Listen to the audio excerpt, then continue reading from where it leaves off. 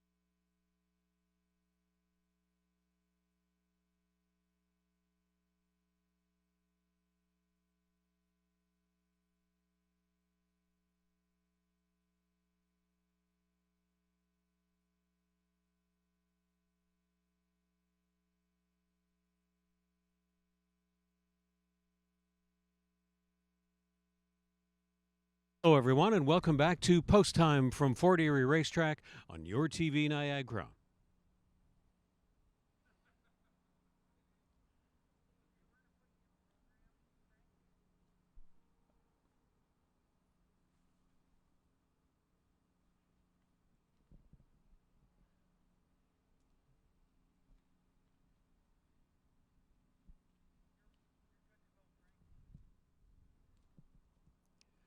Hi again, everyone, and welcome back to Post Time from Fort Erie Racetrack on your TV Niagara for one of the most special editions of Post Time this year.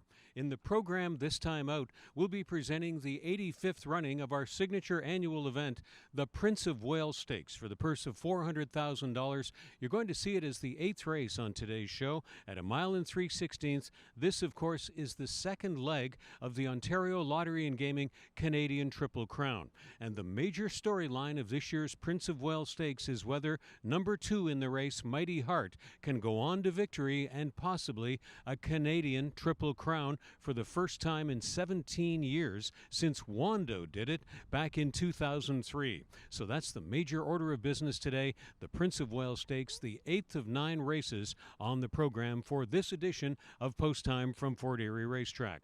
After this program, still 4 more programs of racing this year at Fort Erie Racetrack, each Monday and Tuesday through to October 13th with Post Time at 1:05 p.m. And our airtime every Thursday evening here on your TV Niagara for at least a few more weeks is Thursday evening at 8 p.m.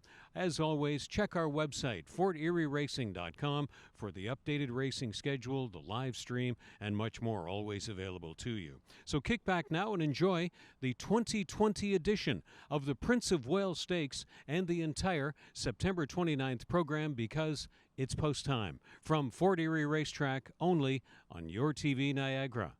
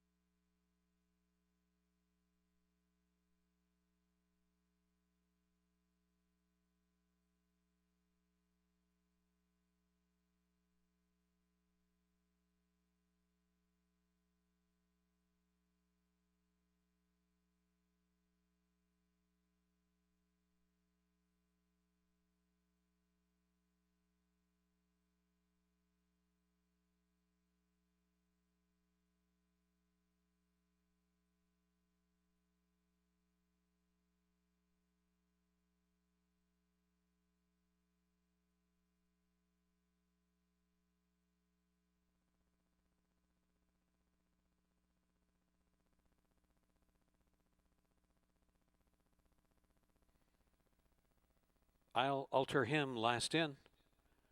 Standing by for a start. They're at the post. And they're off for program 34 at Fort Erie Racetrack. Moving out first for the lead goes Crumlin Express, directly gunning to the front. I'll alter him was a few steps slowly away.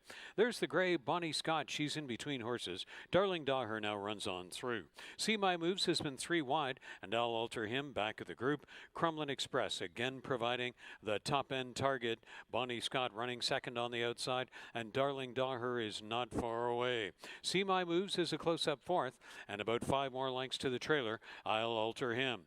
Crumlin Express, Darling Daher, Bonnie Scott, and See My Moves. Crumlin Express on a defiant-looking lead of 5 lengths still. The front quarter was 22-2. Plenty of early tempo. Crumlin Express trying to bottom them out. I'll alter him. Comes through down in on the fence. Longest on the board picks up second, but Crumlin Express is long gone at 7-5 to win the Fort Erie opener. I'll alter him. Picked up second. Show photograph, Darling Daher on the inside, tried to hold off See My Moves as Crumlin Express all over those by open lengths.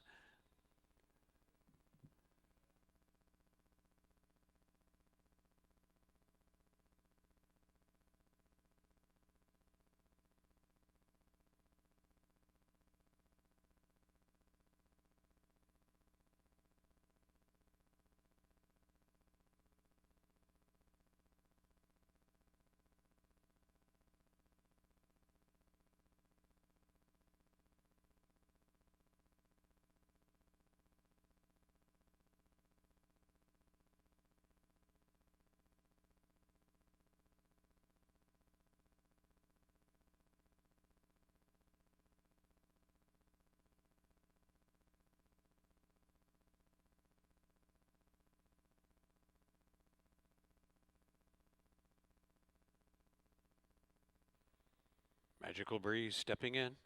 Stand by for race 2. They're at the post.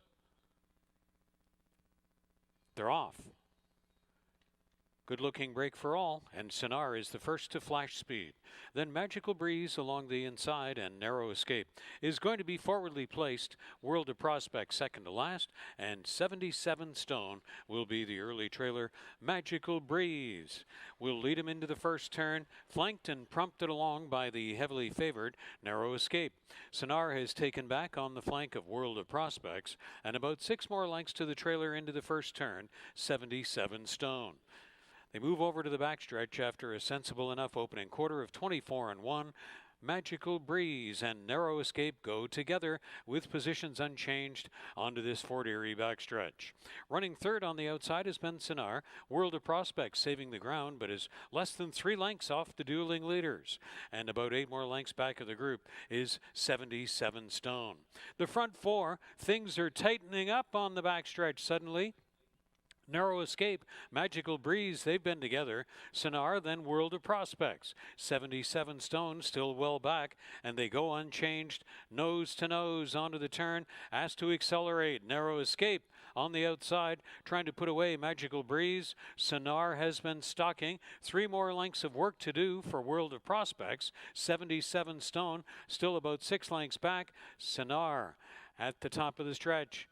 Sonar on the outside of Narrow Escape. Suddenly checking out was Magical Breeze. World of Prospects on the outside. Down to Sonar and Narrow Escape. After speed of 48 seconds and 1:13.1, Narrow Escape draws back out and has repelled Sonar. Then World of Prospects third on the outside, and it is Narrow Escape, a prevailing favorite in the end at 1-5 in race 2, made to work for it by Sonar. 77 Stone, the longest on the board, picked up third, and World of Prospects was 4th best as Narrow Escape runs the mile and 1/8 in 1:53 4/5.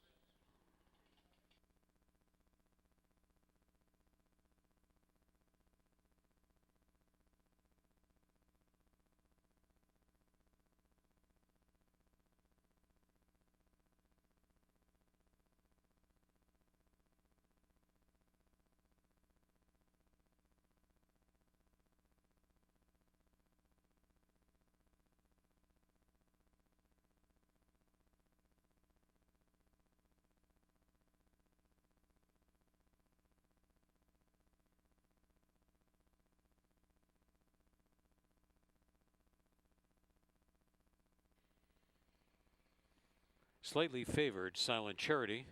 Stand by for a start. Race 3, they're off. And coming out is Kinzua. Kinzua climbing out of there to take the lead. Mystery Day up on the outside, and Silent Charity is going to be attending with Wedding Ring, running up into the front 4, but widest of all, CC Bond is 5th. Miss T Blonde is second to last, and the early trailer will be Forest at Dawn. As they move over to the backstretch, they're still scrapping 3 wide. Wedding Ring is the widest one on the flank of Kinzua, and right there in the lead trio is Mystery Day. So they reach the backstretch after a front quarter pretty intensely battled out by Wedding Ring and Kinzua, 24-3. Wedding Ring and Kinzua still having at it on the backstretch. Mystery Day has been tracking them from third. Miss T Blonde makes it up to 4th on the outside, and Silent Charity tracks along in the front 5, but is only 2 off the leaders. CC Bond is second to last, and she's on the move, and the trailer is Forest at Dawn. Wedding Ring comes away with the final turn lead after a half mile of 48-3. Wedding Ring coming under siege from Mystery Day. CC Bond is out widest of all, coming into the top of the stretch. CC Bond heads up to the grandstand side as the top end is collapsing from those fractions. CC Bond weaving through Silent Charity. Silent Charity found the room she needed and bursts on through to win going away. Silent Charity saved the ground, is a drawing off winner in the end. CC Bond second, Mystery Day was third, and Forest at Dawn was last to 4th. Kinzua 5th to finish. Silent Charity by wide open lengths, 1:27-2.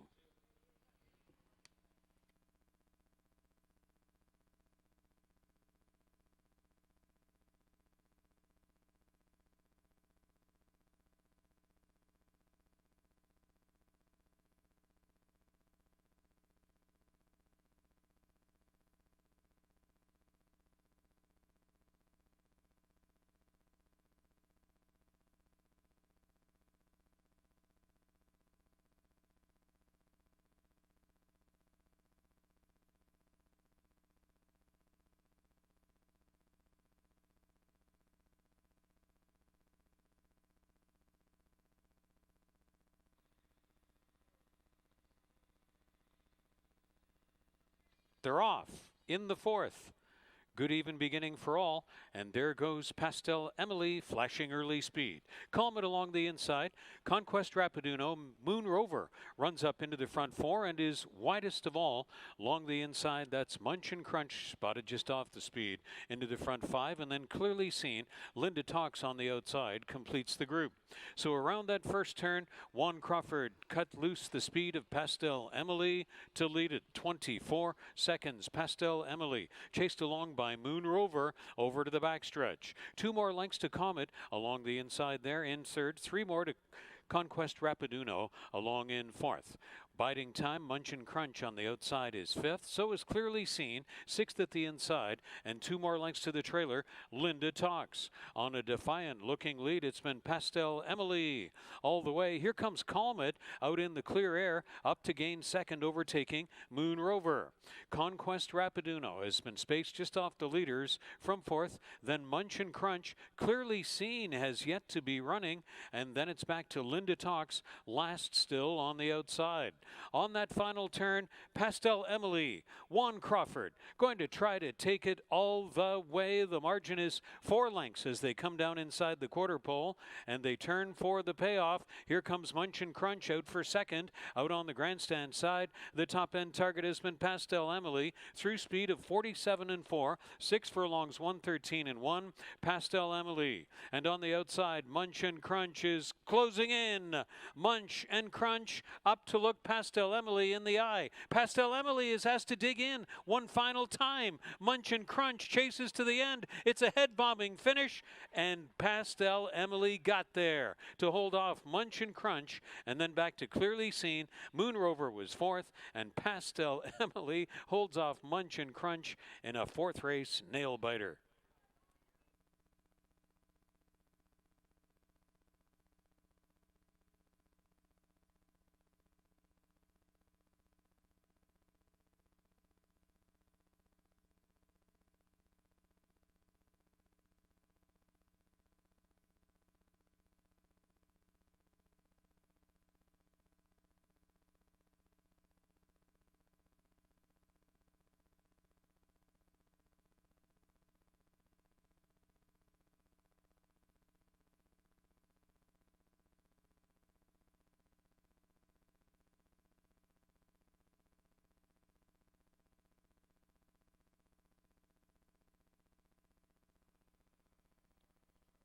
Stand by for a start.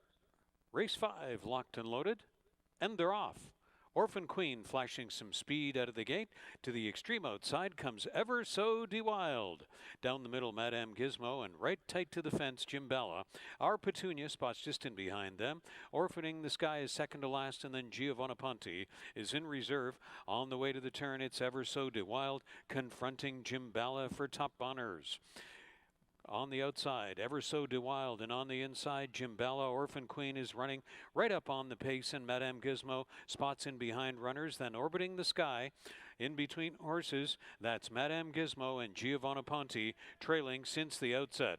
They turn for the money, Ever So De Wild and Jim Bella. They've had a long battle, 22 and 3 on the turf course, and still going is Jim Bella, trying to put away Ever So De Wild once and for all. Jim Bella trying to go the route and last it out. Coming through in between quickly, Giovanna Ponte from last. Giovanna Ponte swept the field in the stretch to win it. Giovanna Ponte and Sonny Singh mowed them all down with ruthless efficiency to win it over Jim Bella and Madame Gizmo in 59 seconds.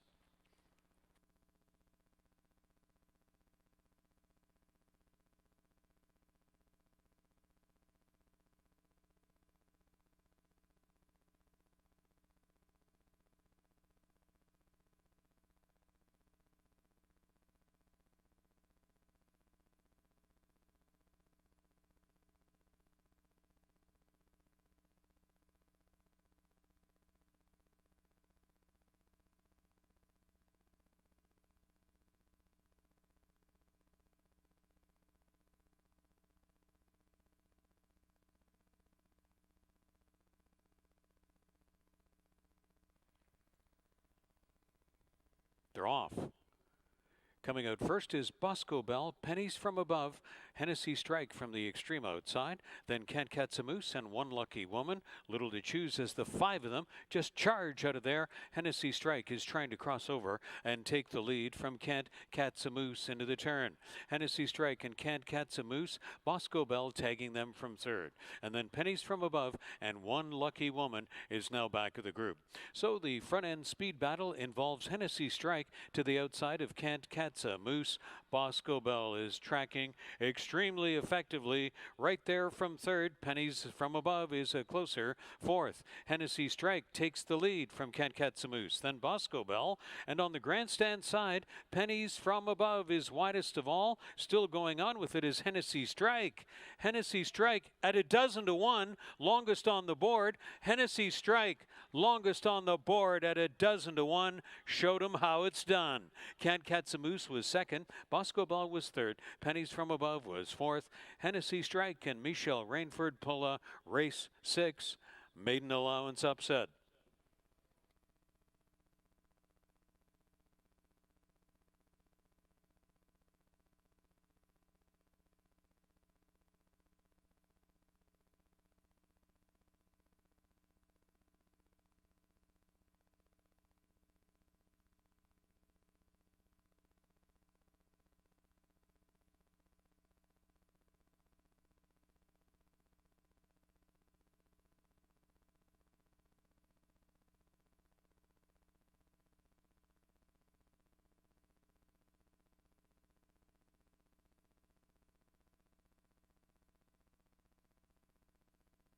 Loquacious completes the line. Standing by for a start. Race 7 is at the post. They're off. And along the inside, Sophia Slugger shows some early speed. Thanks again on the outside. They're split by My Marc Andre, and these three across the track. 2 more lengths to the heavily favored Ice Challenge laying off, and Loquacious runs 5th and last on the outside. My Marc Andre and Sophia Slugger, they're having at it early on. Thanks again tucks over into 3rd. A well-reserved Ice Challenge is 4th, just to the inside of Loquacious. Riders content with their positions. They move this way into the backstretch, and it was a pretty warmly contested front panel of 24 seconds. My Marc Andre, Sophia's Slugger. Now, from last, here's a 3-wide rush by Loquacious for more clear air on the outside. Loquacious overtaking Thanks again, and hugging the fence is Ice Challenge, now just a length and a half off the leaders. My Marc Andre on the outside of Sophia's Slugger, and looking for a way through his Ice Challenge. Loquacious is out there widest, and Thanks again. This field of 5 is tightly grouped onto the turn. My Marc Andre still the best one, then Loquacious. Sophia's Slugger begins to tired, right in the face of Ice Challenge there. So it's My Marc Andre, and Ramsamy with the one of the longest on the board, stealing away to the top of the stretch after middle stages of 48 and 113 and 1. My Marc Andre into the stretch. Loquacious on the outside. Now Ice Challenge finally has clearance for liftoff. Out on the grandstand side, here comes Ice Challenge up with Loquacious in late stretch. My Marc Andre finally tired. Ice Challenge has still got to get Loquacious. Ice Challenge is getting up. It's Ice Challenge up in time for Mark Lee Buchanan to win. Just catching a stubborn Loquacious. Sophia Slugger back on for 3rd. My Marc Andre was 4th, as Ice Challenge is in the end the prevailing favorite in the 7th, 147 and 3.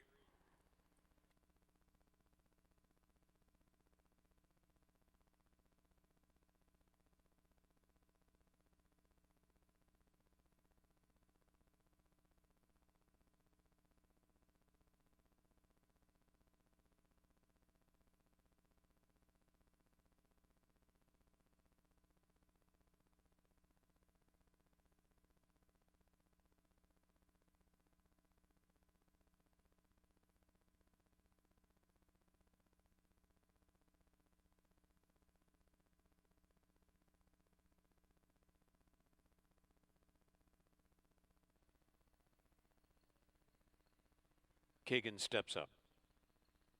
Standing by for a start, and they're off For the 8th, for a mile on the turf, easy weekend with a good break. Awesome Miner and Constantino trying to cross over from the extreme outside. Conquest Eliminator came away into third. First time under the line, and that's 4 Knights. Running up into the front 4, Giant Mine is 5th on the outside. Then Easy Weekend 6, Kagan, the favorite. We find Kagan the favorite back in 7th in the early going. Second to last is Greenfield, and Red Bow completes the field of 9 over to the backstretch. So the outside draw horses outside make it Awesome Miner, and to the outside of that one, Constantino. Conquest Eliminator running along in third. 4 Knights is 4th, Conquest Eliminator and Giant Mine all right there. Along the inside was Easy Weekend. Kagan yet to run from back in 7th. Then Red Bow to the outside of Greenfield. They proceed on the way to the final turn after speed of 24 and 48. And the battle rages on the top end. Awesome Miner and Constantino, stalked by Conquest Eliminator. Easy Weekend came through. 4 Knights. Kagan is 6th now in on the fence, running out of racetrack though. Third from last, that's Giant Mine in between horses. Red Bow and Greenfield last to the top of the stretch. They turn for home after 6 furlongs in 1:13, and the urging is on for Awesome Miner, leading every step of the way to the extreme outside. Kagan knifing through, and in between horses, Easy Weekend has found late room, looking for an upset. Kagan digging in, and Kagan does it again. Well timed, right on the wire by Markley Buchanan to hold off a surging Easy Weekend. The running time is 1:38 and 4 for the turf mile.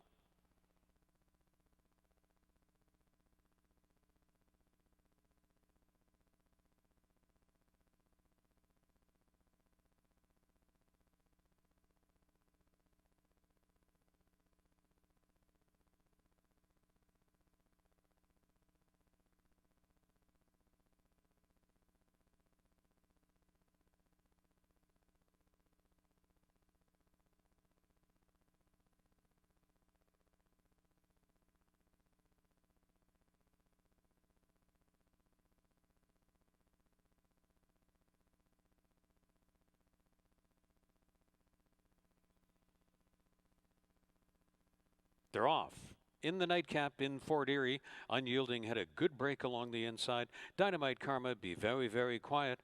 And in the middle of the track, Overbearing flashing some early speed. Here comes Tale of Vienna, but 3 wide up into the mix. Second to last is Superfly Over, and along the inside, Blue Belt was the last one away.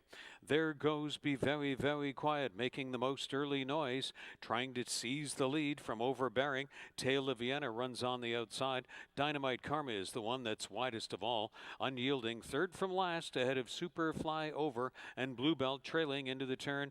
It's Be Very, Very Quiet that makes all of the tempo, and it's a lot. 22 and 2 the first quarter. Be Very, Very Quiet, stalked by Dynamite Karma, and right there a bang up third into the top of the stretch is Overbearing, and they turn for the payoff in the nightcap in Fort Erie. Here comes Dynamite Karma on the outside. Trying to split them is Overbearing, making all of the tempo. Be Very, Very Quiet races away again to a 3-length late lead. Be Very, Very Quiet has gone gate to wire, and it's a big number, 11 to 1 for Be Very, Very Quiet. In the place battle, Super Flyover split horses to try to steal second from Overbearing, and Blue Belt and Dynamite Karma. Be Very, Very Quiet. 1:15 and 2/5 in the nightcap in Fort Erie.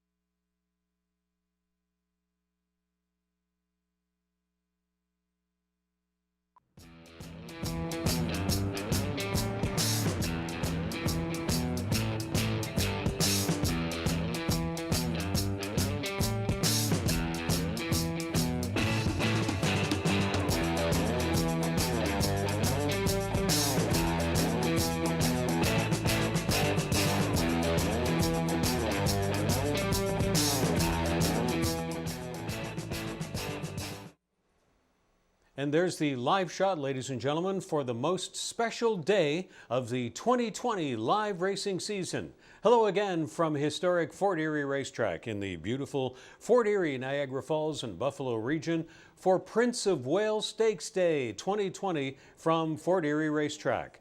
In case you don't know it, it's the middle jewel of the Ontario Lottery and Gaming Canadian Triple Crown. We do have the possibility of a Canadian Triple Crown winner this year with Mighty Heart in the Prince of Wales Stakes. Lots more about that to talk about as the afternoon progresses, and the weather has stayed with us. The weather is on our side for this Prince of Wales Stakes Day in Fort Erie. We're working up towards a high of about 20 to 21 Celsius, or nearing 68 to 70 Fahrenheit, with the main track listed as fast for the Prince of Wales Stakes, and the turf course listed as firm with the rail out at 10 feet. So all set, the stage is set for a huge day. Prince of Wales Stakes Day, the 85th running from Fort Erie Racetrack. First post at 2:10 p.m. for this day only. That's in less than 33 minutes. Thanks for following along this year on FortErieRacing.com, HPIBet.com, HPI TV, all across the USA and the world, wherever you may be watching, to Fort Erie's Live Racing 2020.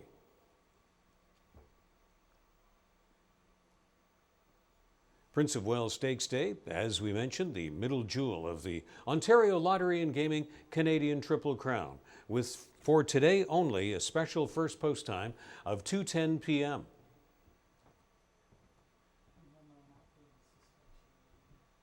And the Jackpot High Five returns today on the 9th race of the program, and it is a mandatory payout day. The carryover pool, more than $178,000, mandatory payout. So get handicapping now on the 9th race of the day. The Jackpot High Five is a mandatory payout situation.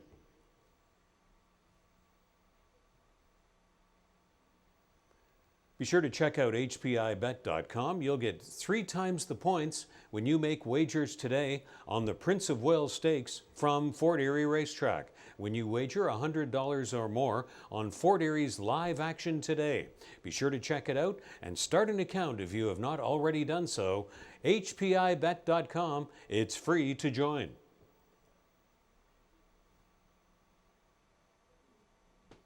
We want to thank Sicard RV for their donation of the use in this special situation year at Fort Erie Racetrack for the use of a beautiful motorhome out there. Sicard RV, be sure to check them out on the web, Canada's largest recreational vehicle inventory. And it's not far away here in the Niagara region either. SicardRV.com.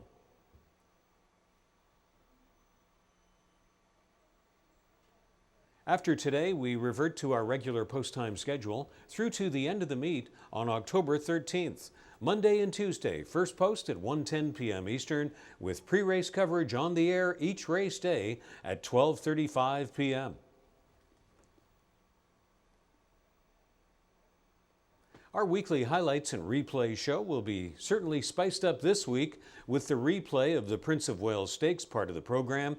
It's post time from Fort Erie Racetrack every Thursday evening at 8 p.m. on Your TV Niagara. That's found on the regional cable system at channel 700. It's post time from Fort Erie Racetrack, the weekly highlights, replay, and recap show, Thursday evening at 8 p.m., cable channel 700 in the entire Niagara region on Your TV Niagara.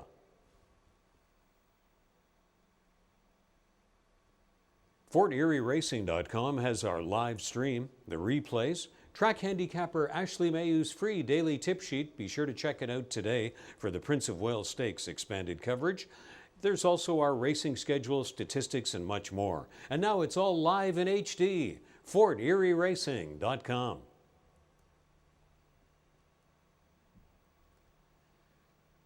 Now stand by with your pens and pencils. Here are the changes for the Prince of Wales Stakes Program 2020 from Fort Erie Racetrack. No changes in the first race. In race 2, 1 Max is last, races 1 pound over. 2 The Dock is in, 3 pounds over. 3 St. Alfred, 1 pound over.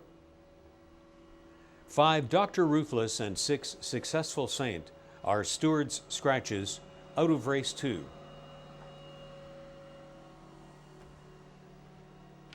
On to the third race. 1 Gypsy Jazz, 1 pound over.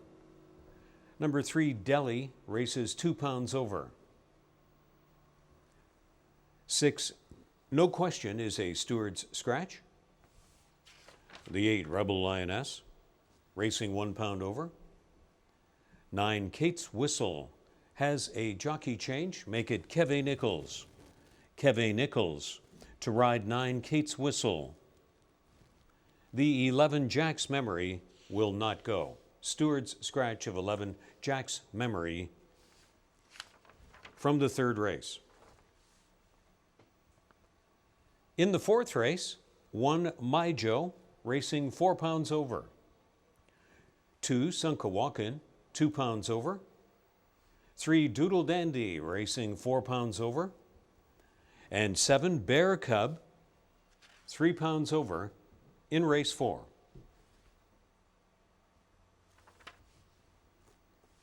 Race 5 will go as programmed in the start of the 20-cent Pick 5, no changes. In the sixth race, 3 Eyes Forward racing 1 pound over.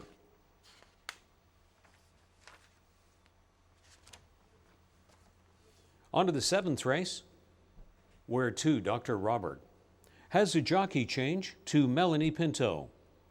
Seventh race, 2 Dr. Robert, Melanie Pinto to ride. 3 Thor's Thunder racing 4 pounds over. 5 Ibarakim, 1 pound over. And the 10 Baddest Blues is 2 pounds over. The 11 Ghost Island Stewards Scratch, scratch 11 out of the 7th.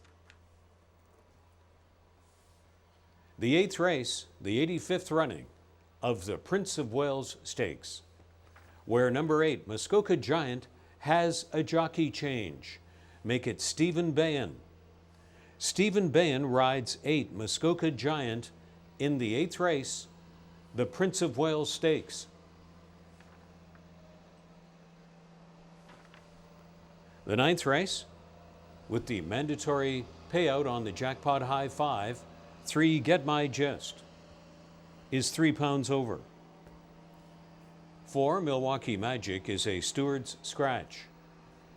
5 Captain Sydney and 6 Red Frog, each 1 pound over. And number 8 Summer Retreat, racing 2 pounds over.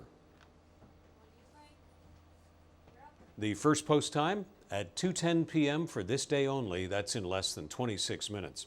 You know it's a special day here at Fort Erie Racetrack because we have our Greg Blanchard joining the broadcast team today. First, want to mention to Greg some of the handicapping aspects, and they are running aplenty for this year's Prince of Wales Stakes. Trainer Josie Carroll, recently a winner in 2016 with that thrilling performance by Amise Gizmo. She sends out the probable favorite this day in Mighty Heart. Long shot ride for Luis Contreras. He's had enormous recent years' success in the Prince of Wales Stakes when coming down from Woodbine. Those are just some of the handicapping aspects of a very compelling edition of the Prince of Wales Stakes. Back for a 5th consecutive year as my broadcast team partner on this special day from Fort Erie Racetrack. Let's welcome in from out at the paddock, Greg Blanchard. Greg, great to have you back aboard. Look forward to your thoughts all day this day. Well, thank you very much, Frank. And it's very different feeling out here. There's no question about it. Typically, we are here much earlier in the summer. It's a lot warmer and obviously a much larger crowd than we have here today, where it's eerily quiet, but still a lot of buzz, I think, around this program today. And you talked about the past success that some of the trainers in the field of this year's Prince of Wales have had in the past. You talked about Josie Carroll, Mark Cassey, one of the winningest trainers in the history of the event. Catherine Day Phillips won the event back in 2004. So it's, in my opinion, one of the better POW fields that we've had in a number of years when you consider how competitive it is. And you've got 9 runners, so I think it's great from a handicapping perspective as well. And a really good program today, top to bottom. And those wagering numbers have been strong all season long here at Fort Erie, so I'm anxious to see what kind of a handle number we put up today. I think the pools are going to be substantial and a lot of fun for horse players to look at today. Really looking forward to getting some insights as well throughout the afternoon from Ashley Mayu. She is with us today remotely from her home base and offering thoughts on each and every race, and of course does a wonderful job with her analysis, and she'll be providing that to us all day, along with our coverage, Frank. So really looking forward to it. Let's dive in to race number 1. Let's get started and kind of walk you through the program today. Race number 1 of the afternoon. There's a look at the field.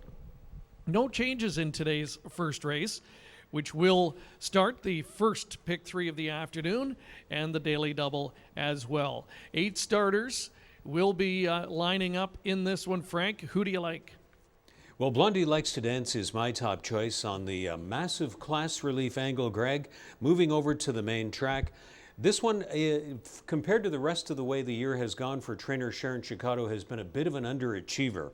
But I think the price reduction today, the move back to the main track, the 5th start from the Sharon Chicotto Greg Shedrow will prove to be the major difference for Blondie Likes to Dance. I'm also giving a call to Classy Vision. Good to see the return to the saddle duty for Nikki Alderson after a time away from a racing injury. Good to see Nikki back in the rider colony. She's turned in a lot of really great heads-up rides, none of them better than back in the early July race of this year when she swept the field with Classy Vision. Quite an accomplishment for Nikki Alderson in the saddle. Good to see her back on an everyday basis. 1 for Nikki, completing my ticket. Greg, I know you're going with 1 for Nikki to the top of your ticket. Tell us why. Yeah, I'm going in just a different direction. I like the win last time out, and I think we'll compare favorably in this group. A nice stalking trip last time out, and I think we'll get something similar today in the trip department, and hoping that will be enough to get this one across. So, yeah, almost unanimous on the 7. I'm the only dissenter here in race number 1, but I know a lot of people like 1 for Nikki to certainly be somewhere on the ticket. Ashley Mayu, our colleague, also going with the number 7, Blondie Likes to Dance, in race number 1. Let's move over to race 2, and that will start today's pick 4 wager. The 20-cent base pick 4 in that second race. It is the Last Dance Stakes, $35,000 guaranteed pool for horses foaled in Massachusetts, going 1 mile and 70. Couple of scratches in there, Frank. Does that change the complexion of how the race will unfold for you? I was always on the side of Dr. Blarney, no matter what, Greg. Even if Dr. Ruthless and Successful Saint had been in to go, Dr. Blarney, as you can see, was a beaten favorite when taken down to Delaware Park against much, much better allowance company. In the earlier starts for the Massachusetts Thoroughbred Breeders Association races here in Fort Erie that we've had the privilege to host this year, Dr. Blarney really has won without breaking a sweat. I see you're on side with the Dr. Blarney fan club as well here in race 2. Yeah, hard not to like this one based on the form. So consistent, and I think definitely the horse to beat in there. 21 for 30 lifetime. When you get a veteran like this that is that photogenic in a short field like this today, hard to go against, and I'm sure will be a single for many in the opening leg of that early pick 4 wager in race number 2. Let's move over to race number 3. We're on the turf this time. 7 furlongs the distance for claimers, in for tags of $8,000 for fillies and mares 3-year-olds and up who have not won 2 races in 2020. Your top pick in here, Frank? Taylor's the Boss, Greg, in post 7. We see a lot of the Woodbine 10,000 claimers the trainers will be scouting out a class that they believe will be very, very competitive for their horses. And a lot of race days, we see them ship into Fort Erie and come back winners. So that's the angle for trainer Gerald Seymour, and Taylor's the boss. But I'm alone in that view, except for Bill McGurr's morning line. And in fact, Greg, you're going off on your own here as well to Romantic Bliss, who should be very generously priced. Yeah, I was taking a shot on one that was 12-1 in the morning line for my top pick originally, and that was 6, no question, but that one has been scratched. So Romantic Bliss, my second choice originally, moves up into the number 1 spot here for a barn that puts up solid numbers here. The horse coming off that win last time out, perhaps a confidence-building type victory, and just went to one that I thought would offer up a bit of a price here. Colleague Ashley going to the number 10. It's nice to be nice, feeling that one can make it 3 consecutive wins here on the turf, and like the versatility shown in the last couple of starts, and really a resounding win last time out. A little bit tougher group here today, but she feels the horse brimming with confidence right now can make it a 3rd consecutive win here at the Border Oval. Over to race number 4 we go next, a maiden stake event, the David Peaks Memorial Cup, and it is the start of another pick 3 wager. Another wide open affair, Frank, where I think you could go in a variety of different directions. Well, I'm probably on the chalk here, Greg, with My Joe, my top call in post 1. Helen Vanek getting a very live-looking mount. And I think for this reason that most in the field have gone 10 starts or more without breaking through for a win. My Joe still has considerable upside. And look at the trainer and jockey combination percentage numbers. Nick Mullaney Jr. and Helen Vanek very, very seldom actually lose a race. Here at Fort Erie Racetrack, when they team up, they've had a sensational high percentage year here, and it looks like a total consensus call. Yeah, it's ones across the board, My Joe, and for the reasons you outlined, I think when you get a trainer rider combo like this, coming off that effort last time that suggests the horse is on the improve, and it looks like today will be the day for My Joe, although likely at a very low price if indeed he does come through in race number 4. That will be contested at the 5.5 furlong distance. In race number 5, that's where we start the popular pick 5 wager, another 20-cent base bet, and good looking field to kick us off in that 6.5 furlong contest for $3,000 claimer for 3-year-olds and up, which have not won a race in 2020, Frank. So absolutely wide open.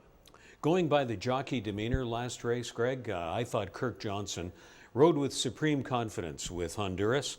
He was a winning favorite on that occasion.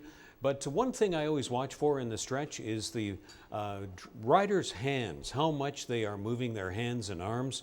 And as the saying goes from many breeds, Kirk Johnson was sitting chilly on Honduras last time.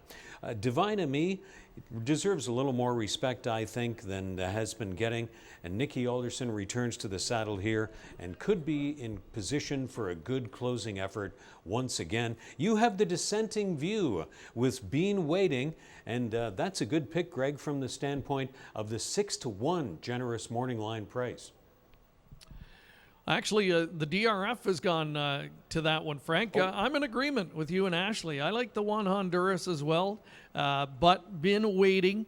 Has been certainly waiting to break through for the victory, but knocking at the door in some of those recent starts. And I did pick one from the Concessi stable earlier on the program, and we'll see if been waiting can kickstart that pick 5 wager at a bit of a price. If Honduras wins, likely going to be the favorite there in that 5th race. Race number 6 will start the late pick 4 wager, which will include, of course, the Prince of Wales Stakes a little bit later on the program. But this is a $3,000 claiming contest going 5 furlongs. Who do you like in here? Well, my top choice with, first of all, apologies, Greg. I should have noticed that was the Daily Racing Form pick on Bean waiting back in race 5, but I know you're on side with Honduras back there. Now, moving on to race 6, Eyes Forward. Sunny Singh has a very live-looking mount here, and it looks to me from the way the draw came out that this was actually Sunny Singh's choice over Pool Playa number 8 that he had been riding for Tony Adamo, a stable that sent out another good winner by the name of Kagan here yesterday. So Eyes Forward looks to be right on edge for a breakthrough. This brings you the trainer change angle, Greg, which you're not on side with.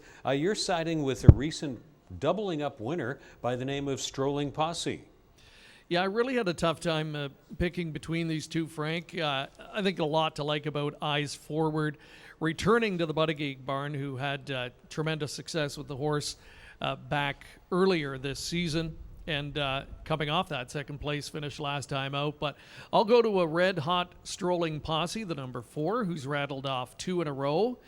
Here at Fort Erie, has hit the board in 5 of those 6 starts, so very consistent for another high percentage trainer in Daniel Wills. And I think will offer a slightly better price, and that's why I've gone to Strolling Posse to hopefully kickstart that late pick 4 over in race number 6. Turning our attention next to race number 7 on this afternoon's program, the 9 race program. We're back on the turf at 1 mile, claiming contest. In for tags of $4,500 down to $4,000. Note the rider change on to Dr. Robert to Melanie Pinto. Looks like a factor in here, but who's your top pick? I'm going to stay on the Giant Balls of Fire bandwagon, Greg. I'm not ready to abandon this horse just yet. Last time out, it just wasn't his distance. He was out of sorts and couldn't really find a lane to his liking. That was his first start after a substantial time away. And I think Giant Balls of Fire, if I'm on the mark with this one from his earlier career starts here in Fort Erie, that this could prove to be one of the best claims of the year. Now he's got to get out there and do something better in the stretch today, or my pick is again off base. But I still like this horse with so much upside potential named Giant Balls of Fire. Thor's Thunder, the one that I go to. Ashley in agreement on this one. The conditioner, Julie Mathis, leading trainer here this season, sends out 2 starters in this spot, and that's the one that I'm leaning to. Just like the level of competition this one has been facing recently, and very competitive, and should be a very good fit in here today. Helen Vanek on board this one, and is reunited, was a winner with this one 4 lines back. That takes us to the main event of the afternoon, of course, race number 8. Second Jewel in Canada's Triple Crown of Thoroughbred Racing, the 85th running of the Prince of Wales for a $400,000 purse. Let's talk about the field.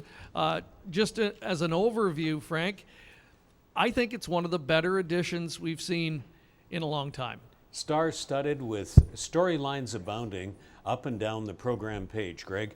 You've got people like Josie Carroll and Luis Contreras and Mark Casse and all of these well-known names in Canadian and North American racing. You've got Justin Stein with a live-looking mount. That's going to be a big price. You've got a 23-year-old local trainer by the name of Cole Bennett getting some of his early career experience in the Queen's Plate and now in the Prince of Wales Stakes with True Believe. So storylines up and down the page. Stephen Bain is going to have a long shot. Patrick Husbands is here. He's 12-1 in the morning line. So you can go up and down this program page, but I hearken back to the recent statements by the trainer Josie Carroll, who said that Mighty Heart deserves a chance to sweep a Canadian Triple Crown, something we haven't seen done since Wando in 2003. So I know Ashley makes a great case here for Clayton to settle the score. How about you, Greg? Which way are you going in the POW? Yeah, I'm going with Mighty Heart as well. Didn't just win the Queen's Plate, thoroughly dominated on that day. And Ashley's right, and we'll hear more from her, I'm sure, later on this afternoon. It's a similar scenario to last year coming into this edition, and we'll see if it repeats itself with the Queen's Plate winner really kind of getting away and stealing the Queen's Plate on the front end. Not able to do that when moving here to Fort Erie. different horses this year. We'll see. But I like Mighty Heart. I think this one can come right back. I do agree that Clayton looks like one of the serious contenders, though, if anyone is to upend the probable favorite and the early Triple Crown hopeful in Mighty Heart. Having said that, Frank, we're both in agreement. How would you play that 8th race today from a handicapping perspective and trying to make some money? Probably two ways, Greg. A lot of tickets with Mighty Heart on the top, of course, and then some tickets excluding Mighty Heart, because last year we had the Queen's Plate winner come here and go for the lead and lead all the way to the top of the stretch. One Bad Boy was his name. Tone Broke ran alongside him all the way, passed him by in the stretch. In fact, One Bad Boy faded to third. So whether Fort Erie will be as speed favoring as Woodbine was in the Queen's Plate, that's just one of the many, many storylines to play out here in the Prince of Wales Stakes today. It's going to be a good one. We can't wait. Race number 8. 8th race on our 9-race program, and capping things off in the 9th. And what a way to do it with the mandatory payout in the high 5 wager, $178,000 carried over into today, so we can expect a mammoth pool in the finale today. There is a scratch of 4. Milwaukee Magic. Frank, where have you gone there?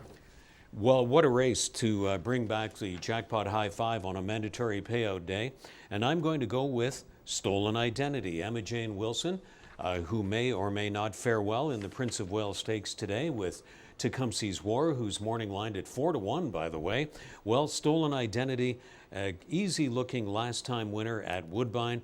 Bill Tyrannos, the trainer, is always impactful, almost without fail, when he sends starters into battle here in Fort Erie. So that's the way I'm going to go for the top of the ticket, Greg, with Stolen Identity. You and Ashley in agreement there. I'm the lone dissenter again in the 9th race. Going with Be the Change. Has done nothing wrong in recent starts. The trainer, Joseph Humber, having an excellent season, 14 winners at the meet, and putting up big numbers, certainly on the training side. This one, a winner in 2 of 3 coming in, definitely fits, I think, at this class level in that finale. But what a way to wrap up the program. We're looking forward to it and getting set to kick things off here in the opener. Well, Frank, have a great afternoon. Going to enjoy your calls, and we'll hear from you before each of the races today with more analysis as well. But let's turn our attention back to this first race of the afternoon. They're in the walking ring enclosure here at Fort Erie on Prince of Wales Day. If you are just joining us, welcome to the Border Oval, where weather-wise, it's an overcast afternoon, a little bit on the cool side, but the rain holding off, and we are certainly hoping that that will be the case throughout the afternoon. Here in race number 1, very evenly matched betting board. Celtic Swinger, the 1, lukewarm favorite at 7-2. I like 5-1 for Nicky, trying to make it 2 consecutive wins here for a high percentage barn. Howard Newell picks up the ride. They're making their way out to the track. Post parade coming up in a moment, and we'll send it back to Frank for his thoughts on race number 1.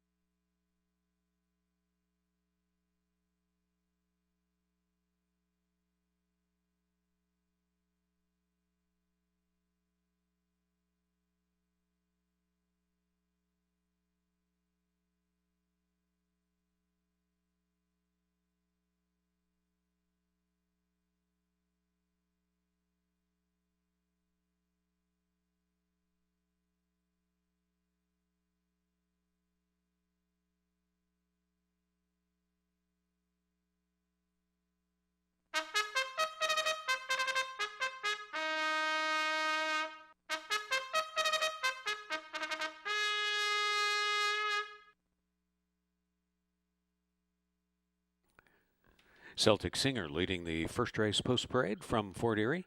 Trained by Elliot Sullivan for Bruno Chickadance. Hired to ride is Chris Husbands.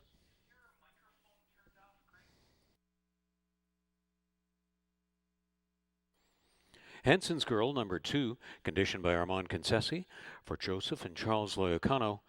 In the irons, that's Sunny Singh.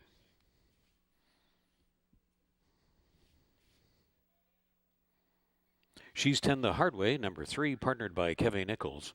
Trained by Willie Armata for Jeffrey Miller. Noel Williams is campaigning Shamrockus for. The rider is Devin Johnson.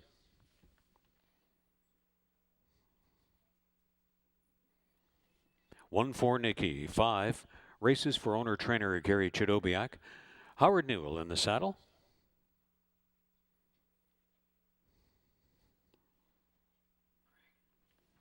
Hush Buffy is number 6. The trainer is Scott Fairley for Ace Racing Stable. And the rider is Michelle Rainford.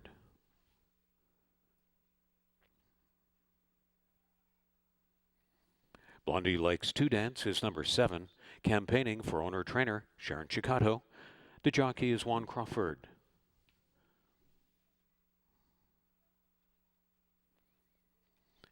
And number 8, Classy Vision to complete this field, conditioned by Darrell Ezra for Crazy 8 Stables. And returning for saddle duty is Nikki Alderson. They're on the track for the first in Fort Erie on Prince of Wales Stakes Day 2020. They're going to run 6.5 furlongs on the main track. It kicks off the rolling pick threes and rolling daily doubles. There's Superfecta, Trifecta Exacta, win, place, and show opportunities on the first, coming right up from Fort Erie.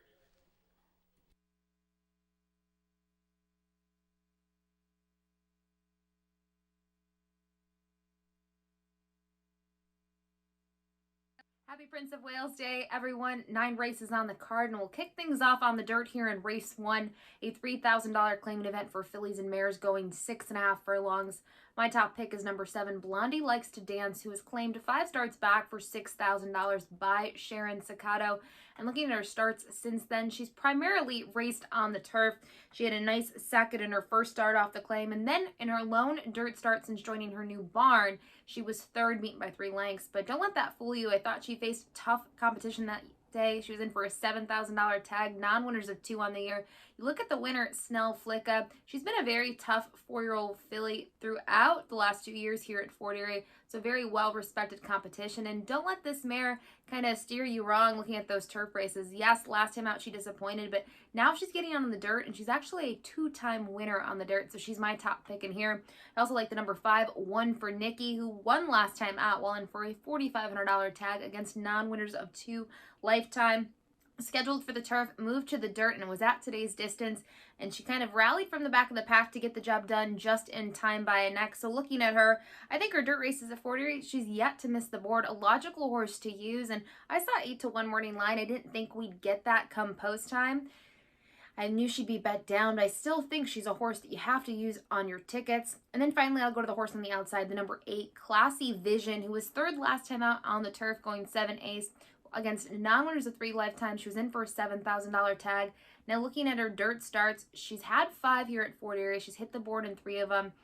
You see, her most recent start on the dirt was on August 18th in the Molson Cup, which one of our cup races originally scheduled for the turf was moved to the dirt. She was 4th in there, finished mid-pack, but Auntie Catherine, she was very special that day. She won by 3 1/4, and she's just been kind of a special mare here at Fort Erie. She's won several cup races this season and has had one heck of a run here the last 2 meets. So respectable competition once again. And I think she should fare well dropping in for a lower tag, even though she is yet to win on the dirt.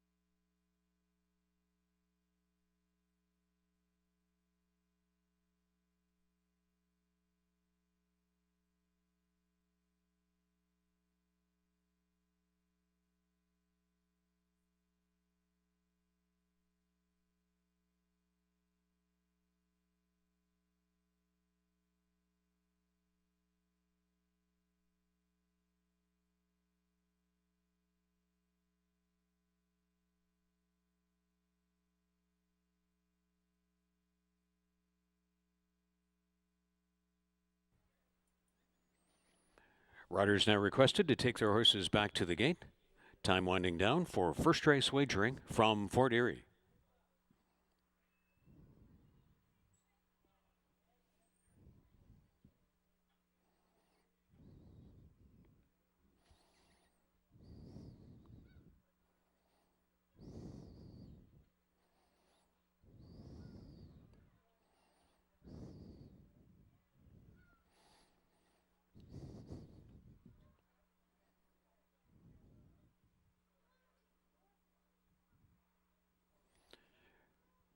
First to go around and load in is Henson's Girl, long shot.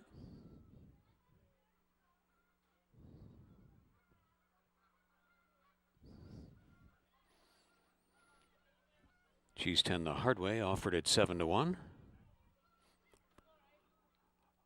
Longest on the board, Shamruckus.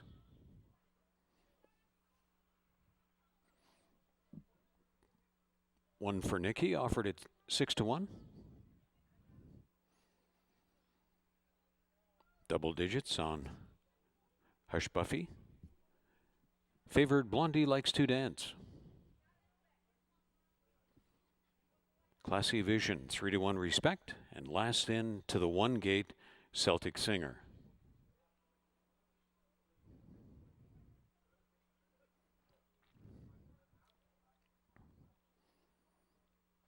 They're all in line. Stand by for a start.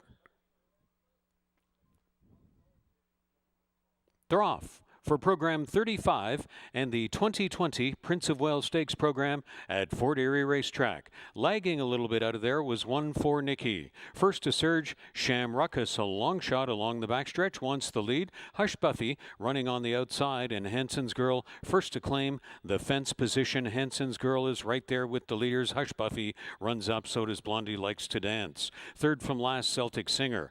Then the trailing pair of 1 for Nikki, and Classy Vision, as expected, is in reserve on the outside. Shamruckus and Hush Buffy will lead the first race field into the turn, and running along the fence, that's been Henson's Girl tagging the pace. Blondie Likes to Dance. Classy Vision is already shown clear air out wide, and 1 for Nikki is trying to pick the way on through, tiring and backing away. She's 10 the hard way. So it's been all Shamruckus since the get-go. 1 for Nikki. Here comes Classy Vision out widest of all, and Blondie Likes to Dance. They're 5 wide, fanning out. They're all chasing Shamruckus. After speed of 23 and 3 and 47 and 3, and down the middle of the track, it's 1 for Nikki. And Blondie Likes to Dance going to duke it out to the finish. Blondie Likes to Dance has the fresh legs and sprints away in the stretch to win by 3, drawing off. 1 for Nikki second. Shamruckus held third, and looking for fourth was a closing She's 10 the hard way. In the opener in Fort Erie, Blondie Likes to Dance at 6 to 5 prevails.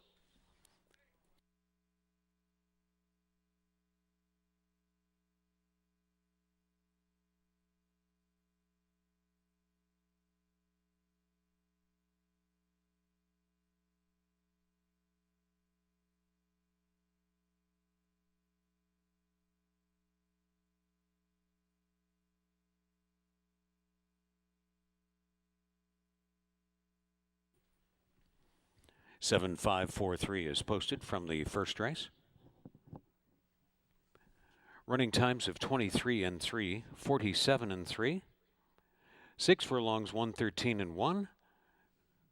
And the first race, 6.5 furlongs, 119 and 4, when posted official.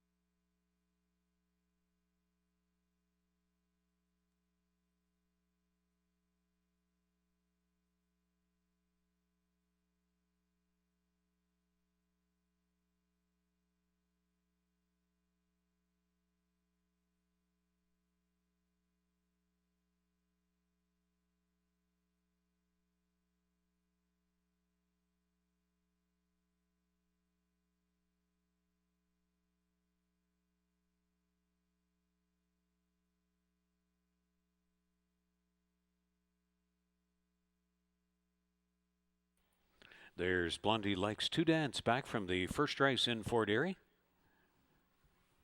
The Chestnut 5-year-old mare by Bear's Kid from Wicked Romance.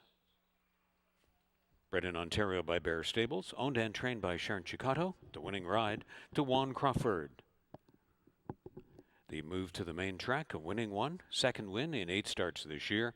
Blondie Likes to Dance, first to run the 6.5 furlongs, 1:19.4.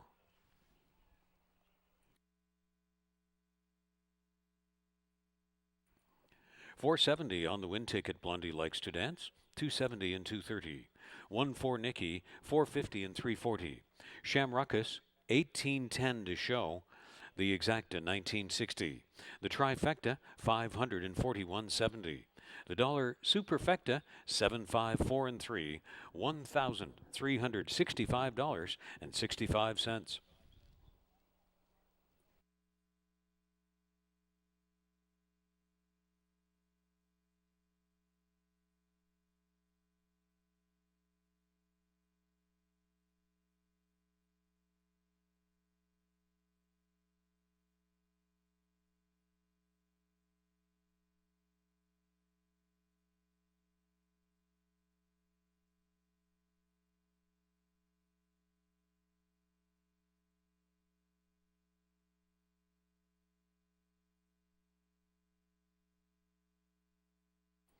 It was a claim from the first race, 3 She's 10 the Hard Way.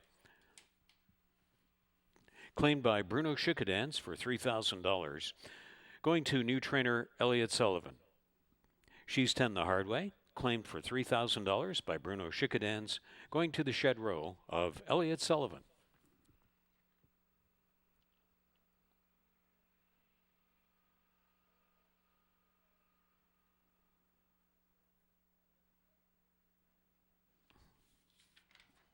Here are the race 2 changes. 1 Max is last, 1 pound over. 2 The Dock is in, 3 pounds over. 3 St. Alfred, 1 pound over. Stewards scratches of 5 Dr. Ruthless and 6 Successful Saint. Race 2 will start the early 20-cent pick 4. 19 minutes to post time from Fort Erie Racetrack.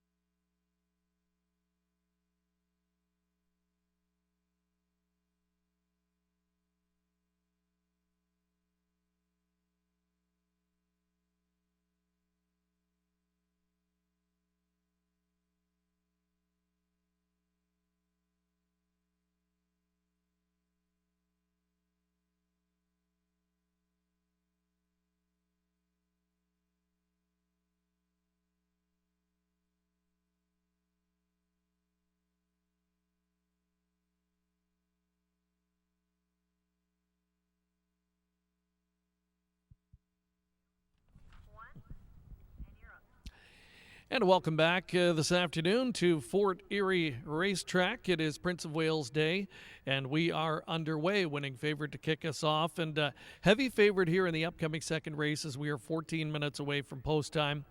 This one is the Last Dance Stakes for Massachusetts foaled horses.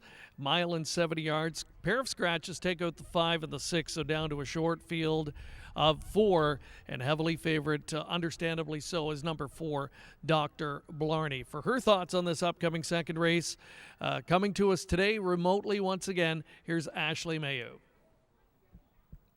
This is the start of the early pick 4. It's the Last Dance Stakes for Massachusetts breds. Now we do have 2 scratches in here. The 5, Dr. Ruthless, and the 6, Successful Saint is out. Now, kind of looking at the field, obviously, the number 4, Dr. Blarney, is the standout. In his lone appearance here at Fort Erie, he put on quite the show. It looked like a paid workout, in my opinion. He drew off by almost 5 lengths in the end in the Rise Gym Stakes. And then next time out, they raced him at Delaware Park, going a mile. And he finished 3rd there, beaten by 4 3/4 lengths. But look at his lifetime record. 30 starts, 21 wins, a 2nd and 5/3. He's hard to ignore. He's been very impressive at a variety of distances, and on paper, he's simply the one to beat. Now, I think his stablemate, though, is probably the most likely horse to beat him if he wasn't up to 100% today, and that'd be the number 3, St. Alfred. 4th last time out at Delaware Park on September 17th, but prior to that, was very impressive in the Thomas Moran Stakes here, and that was originally scheduled for the turf, moved to the dirt at 6.5 furlongs, and he basically took them gate to wire, drawing clear by a big margin in the end. He was 2nd in the Rise Gym Stakes behind Dr. Blarney, so if anyone could beat him, I think it would be St. Alfred, but he's going to have his work cut out for him because Dr. Blarney is a serious racehorse, and to me, the best horse in the race.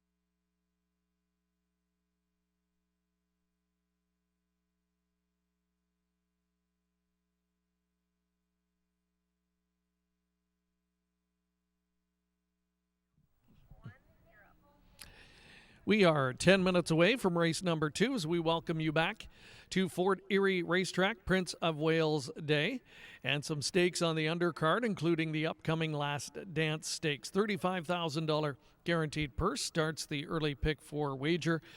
Understandably, Dr. Blarney heavily favored in here.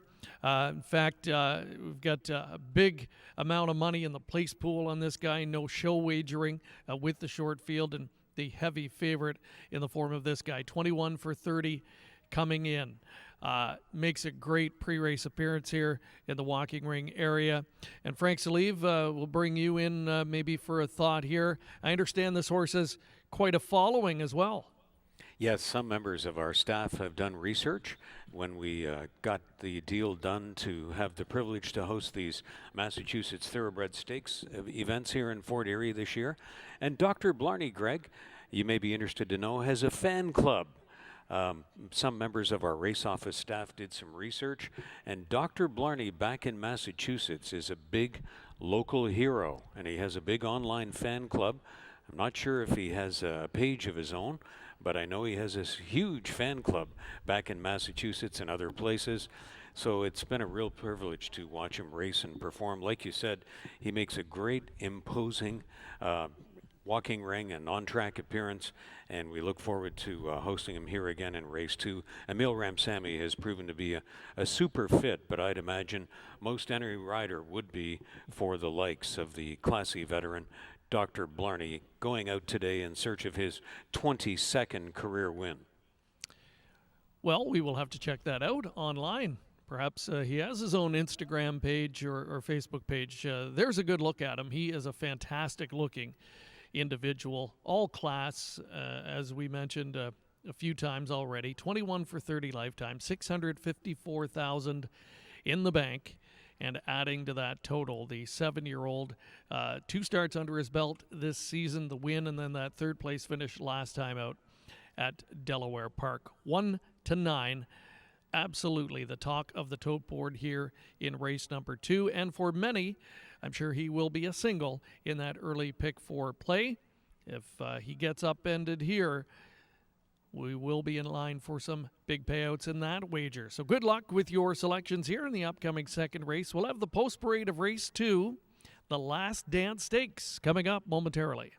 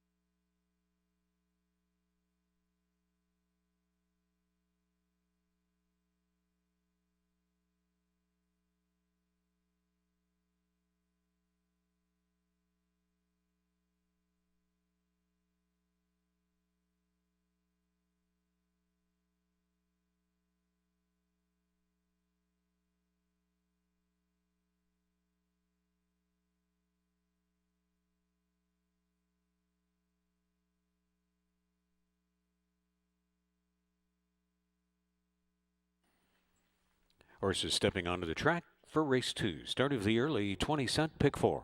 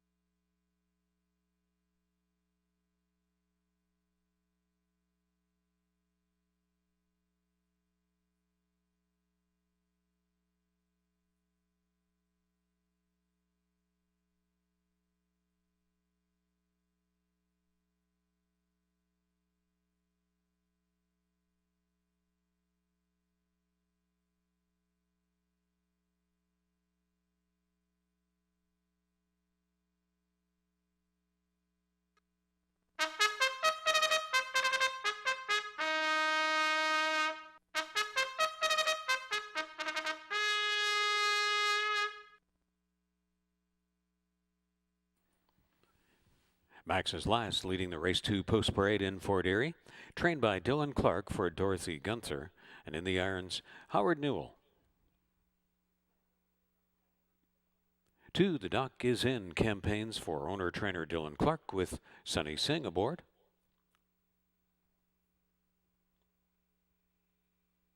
St. Alfred is number 3, trained by Carl Grussmark for Joe DeRico. The rider is Chris Husbands. Dr. Blarney, 4, completes the field, conditioned by Carl Gressmark for Joe DeRico, and back in the irons is Emil Ramsamy. Number 5, Dr. Ruthless, and 6, Successful Saint were Stewart's scratches. The Last Stand Stakes of the Massachusetts Thoroughbred Breeders Association 2020 Stakes Program, contested at Fort Erie Racetrack, 4 minutes to post time. Start of the early 20-cent pick 4, start of a rolling pick 3, and daily double. Win in place wagers on race 2.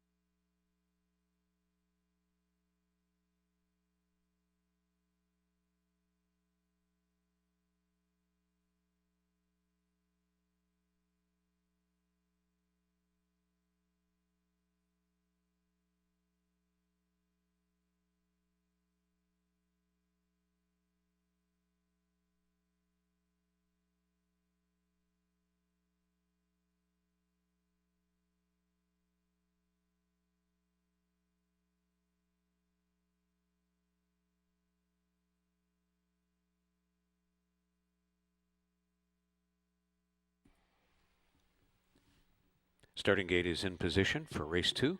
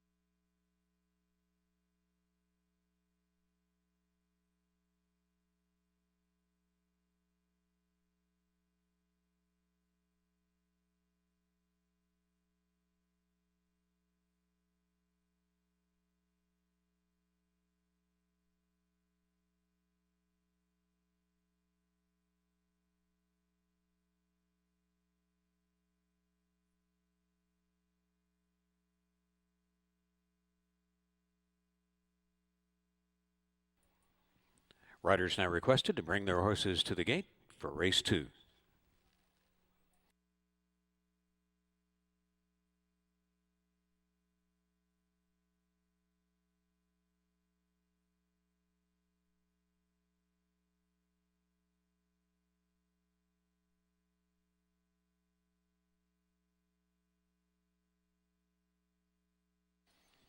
Readying to step in now.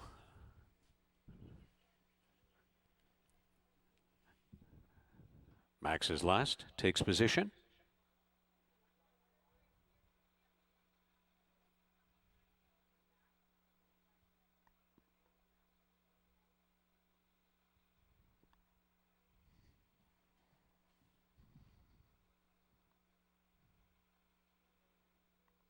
The dog is in.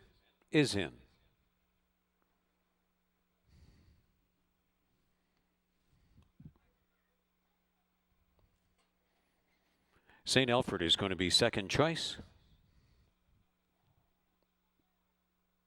Overwhelming favorite, Dr. Blarney. Stand by for a start. Race 2. Dr. Blarney out for a second. Now back in. Stand by for a start. Race 2 at the post. They're off in the Massachusetts Thoroughbred Breeders Association Stakes in Fort Erie for the Last Dance Stakes, and the 4 of them went strung out across the track. First time under the line. Max's Last is playing some good early hardball there. Dr. Blarney, Emil Ramsamy edging him up on the outside against Max's Last. Then the Doc is in and St. Alfred on the outside. Round that first turn, Dr. Blarney just gliding up, looking effortless and trying to seize the lead, a clear lead from Max's Last, who is going right with him over to the backstretch. And Max's Last has his wish to stick to Dr. Blarney after a pretty quick opening quarter of 22-4. Dr. Blarney opens 3 on the Fort Erie backstretch, and the margin is expanding with no Emil Ramsamy urging. Back in second is Max's Last after that aggressive early try. St. Alfred up on the outside. He's passing Max's Last, and unused at the rear of the field is the Doc is in. So it's Dr. Blarney onto the last turn. The margin shrinks to about 2 lengths on St. Alfred. The middle speed was 46-4, 24-second rating in the second split there for Dr. Blarney. Over to the top of the stretch, St. Alfred along in second. The Doc is in has started the motor running. Max's Last had that early aggressive rush, but is now tired and is well back in last. So it's Dr. Blarney and St. Alfred into the top of the stretch after running 6 furlongs in 1:12-3. And Dr. Blarney, Emil Ramsamy still sitting motionless, no arm movement, no movement whatsoever. And Dr. Blarney romps again in the Massachusetts Thoroughbred Breeders Association Stakes, with St. Alfred a pursuing second. And here's the battle for third and fourth. The Doc is in will outlast Max's Last. So it was Dr. Blarney in 1:42-3 in Fort Erie for the mile and 70 yards.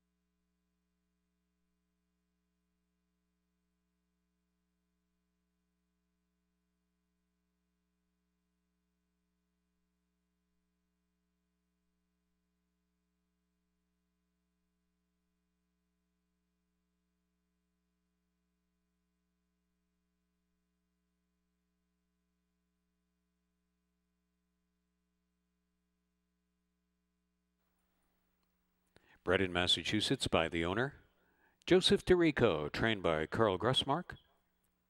The 7-year-old chestnut gelding by Dublin, from Dr. Capote by Capote. Partnered again in Fort Erie with Emil Ramsamy. Captures the Last Dance Stakes unurged in 142 3 in the Massachusetts Thoroughbred Breeders Association Stakes Program of 2020.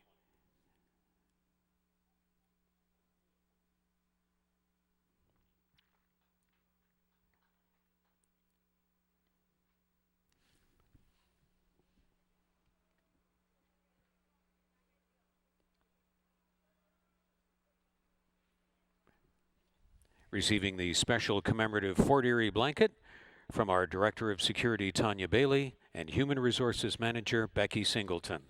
To the connections of Dr. Blarney.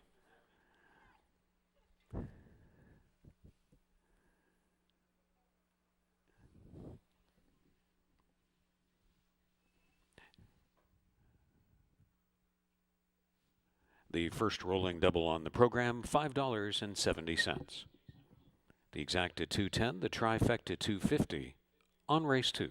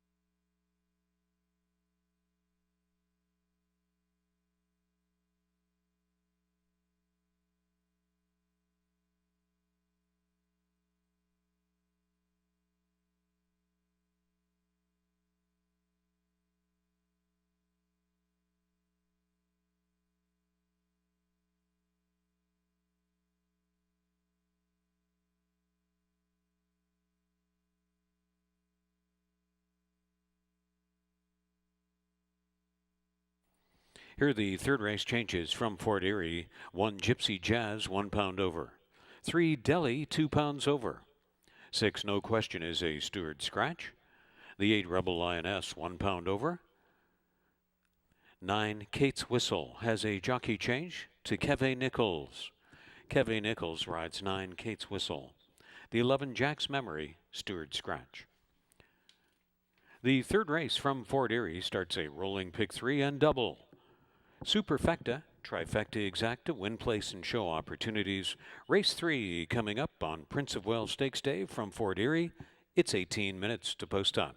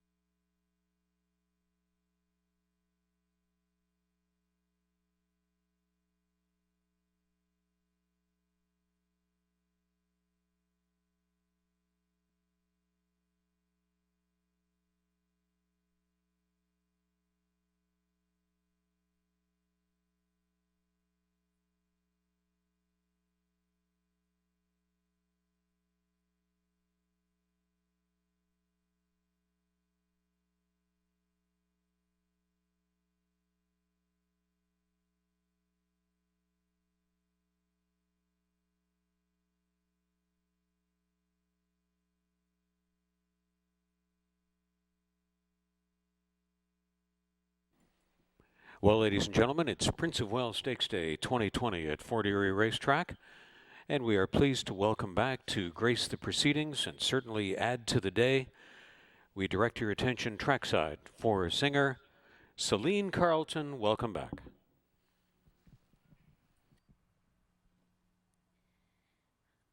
Oh, say, can you see by the dawn's early light what so proudly we hailed at the twilight's last gleaming, whose broad stripes and bright stars through the perilous fight o'er the ramparts we watched were so gallantly streaming, and the rocket's red glare, the bombs bursting in air, gave proof through the night that our flag was still there.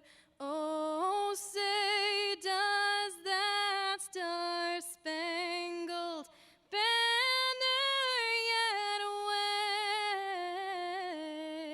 wave o'er the lands of the free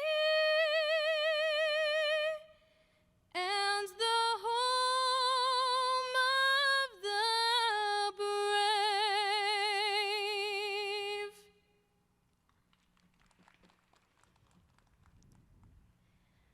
Oh, Canada, our home and native land, true patriot love in all of us command. With glowing hearts we see thee rise, the true north strong and free. From far and wide, O Canada, we stand on guard for thee. God keep our land glorious and free. O Canada,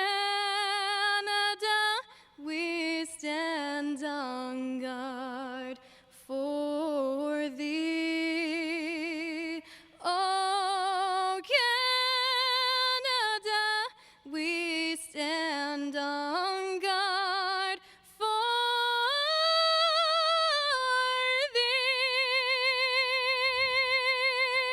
Thanks again to Selena Carlton, adding greatly again this year to the Prince of Wales Stakes Day proceedings. Thanks again, Selena, from all of us in racing and Fort Erie Racetrack. Great to have you back again this year.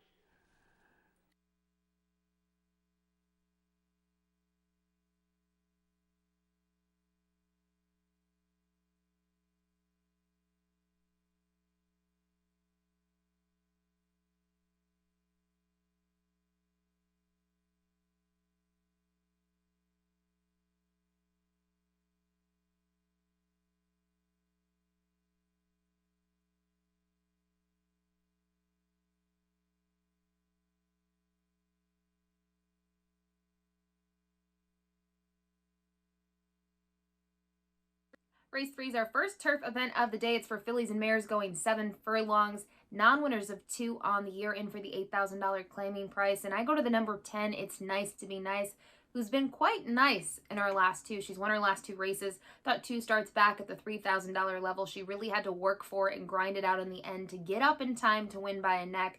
But last time out, they jumped her up to this level.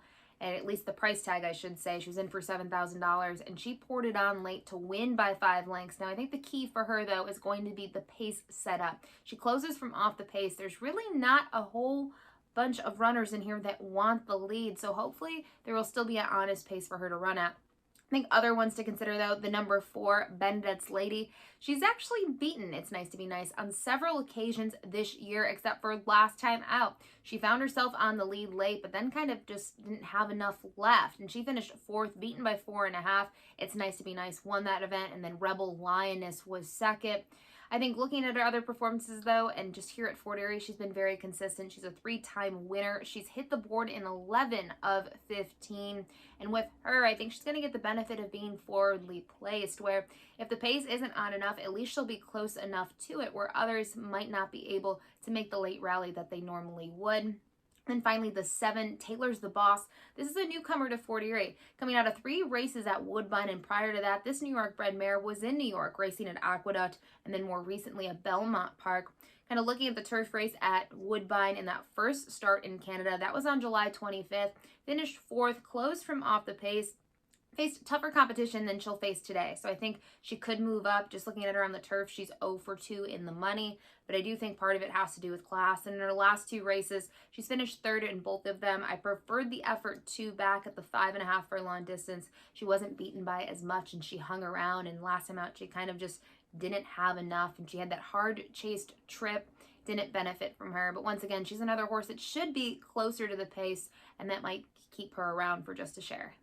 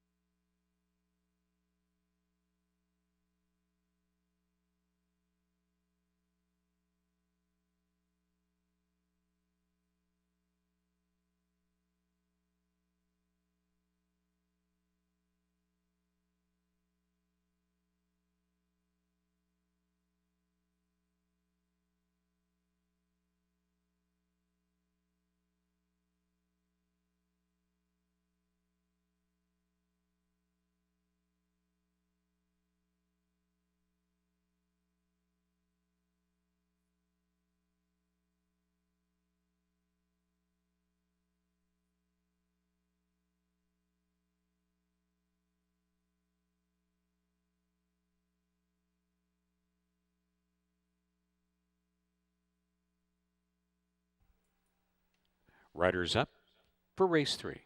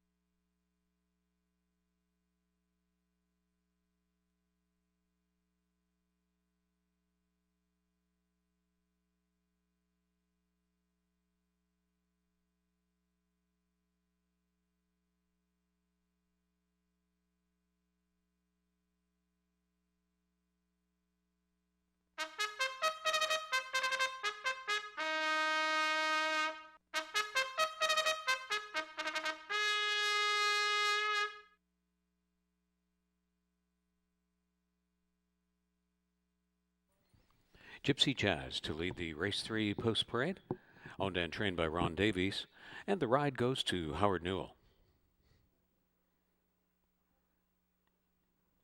Amon Concessi trains for Rockpile Stable Brad Wilson, hired to ride 2, Romantic Bliss.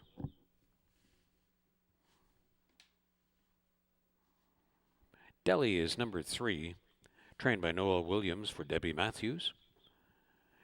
Devin Johnson up.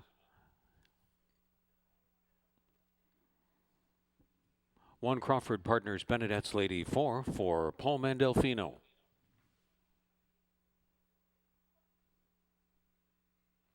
Secretariat's Honor is number 5, conditioned by Darren Glennon for Ian D'Souza, and the jockey is Hannah Toomey. Number 6 was a Stewart Scratch. Taylor's the Boss, number 7, is trained by Gerald Seymour for the Players Group. In the irons, Sky Chernetz. It is Rebel INS campaigning for Rich Davis with Chris Husbands.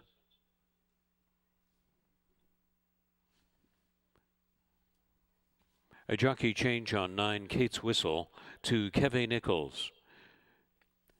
Trained by Sharon Chicato for Mary Biamont, Keve Nichols rides 9, Kate's Whistle. And the 10 is It's Nice to Be Nice, campaigning for Nancy and Robert Warner. The jockey is Sunny Singh. They'll compete at 7 furlongs on the turf course. The third race, start of a rolling pick 3, rolling double. There's Superfecta, Trifecta Exacta, win, place, and show opportunities on race 3 from Fort Erie.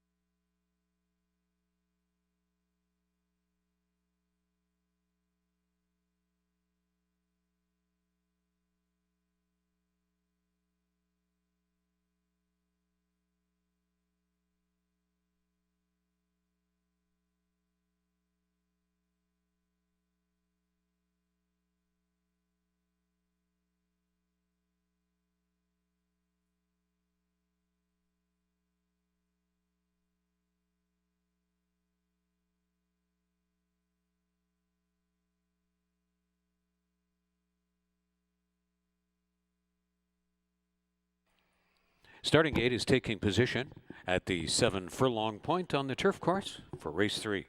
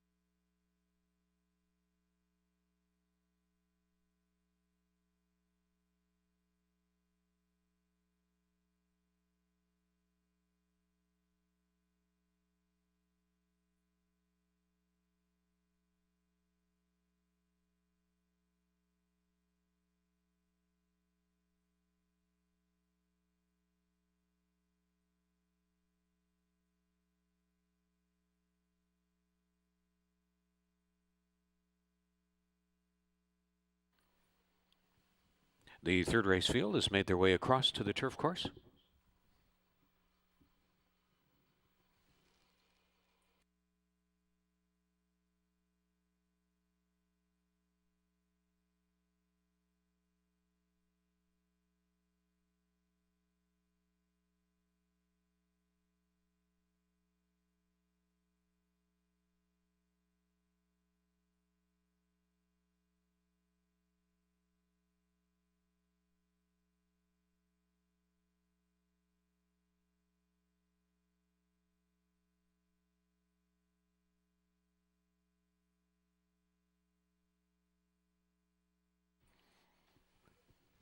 And the third race field is reaching the starting point, readying to load.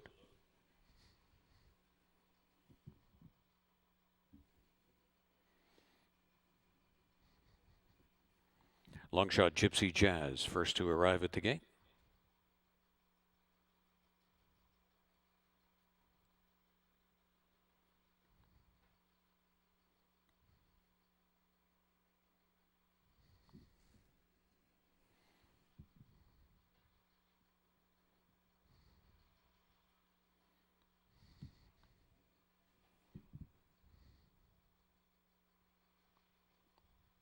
Benedette's Lady, Secretariat's Honor, Taylor's the Boss, moving in.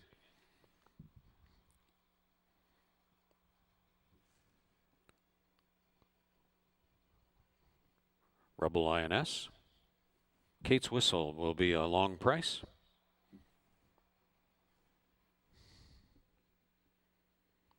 It's Nice to Be Nice, looking to triple up.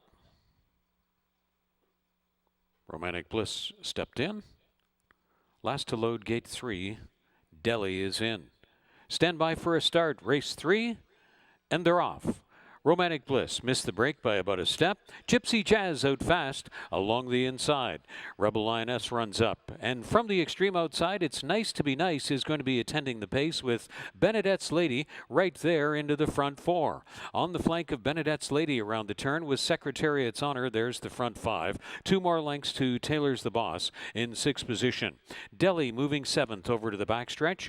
Kate's Whistle is 8th, and the early trailer, after missing the break a little bit, was Romantic Bliss. So up the backstretch, it's Gypsy Jazz. It's Nice to Be Nice is on the outside of Rebel Lioness. There's the front trio. Taylor's the Boss is moving up widest of all. She is out around Secretariat's Honor. Benedette's Lady is pinned down at this stage as they run along the backstretch. Then Delhi and Romantic Bliss to the rear of the field. Onto the turn, chasing Gypsy Jazz through speed of 24 and 1 and 48 seconds. And moving up on the outside, here comes Rebel Lioness to confront the leader and try to move on by as they round the turn and come to head stretch. It's Nice to Be Nice endeavors to kick in a run, and they turn for the payoff. It's Nice to Be Nice, and Rebel Lioness wedging the way out. Here comes the hard closing Benedette's Lady. Benedette's Lady now up to confront It's Nice to Be Nice. Rebel Lioness never went away. Which of these 3? It's Nice to Be Nice is digging in to win again. It's Nice to Be Nice. It was a place photograph with Rebel Lioness to the inside of Benedette's Lady. Secretariat's Honor was 4th. It's Nice to Be Nice. Another dead game effort. 126 and 1.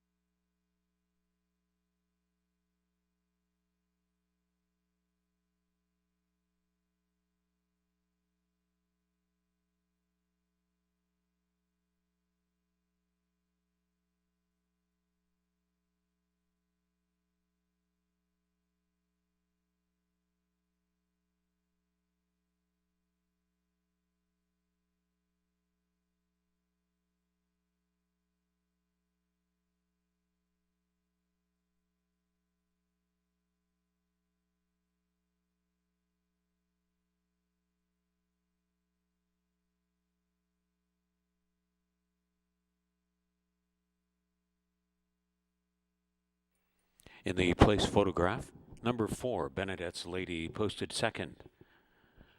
The 8, Rebel Lioness, posted 3rd, and 5, Secretariat's Honor, posted 4th. The unofficial race 3 top 4, 10, 4, 8, 5. The running times recap: 24 and 1, 48 seconds at the half, 6 furlongs, 113 and 4, and the turf 7 furlong final, 126 and 1 for It's Nice to Be Nice.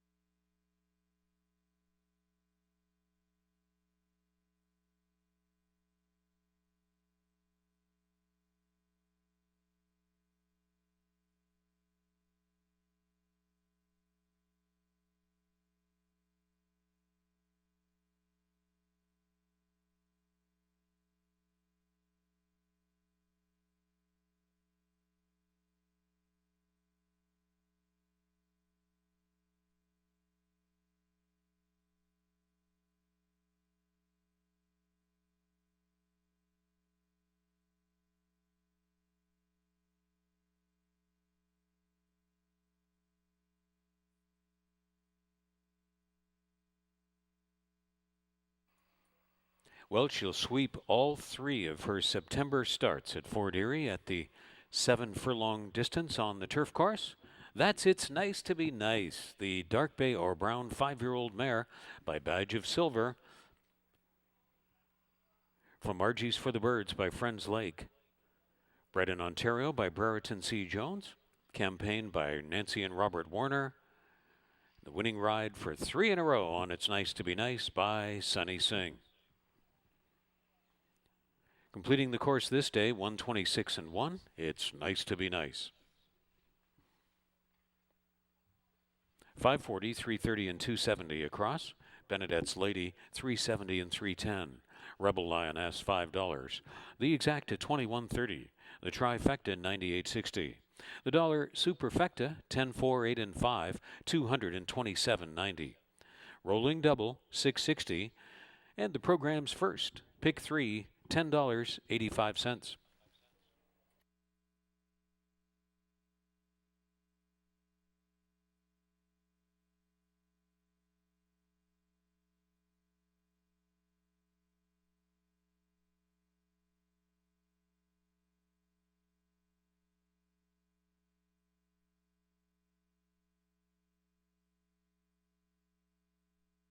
Now on display, the place photograph from race 3, showing number 4, Benedette's Lady, finishing 3rd over the 8, Rebel Lioness. 4 over 8, the place photograph, now on display from race 3.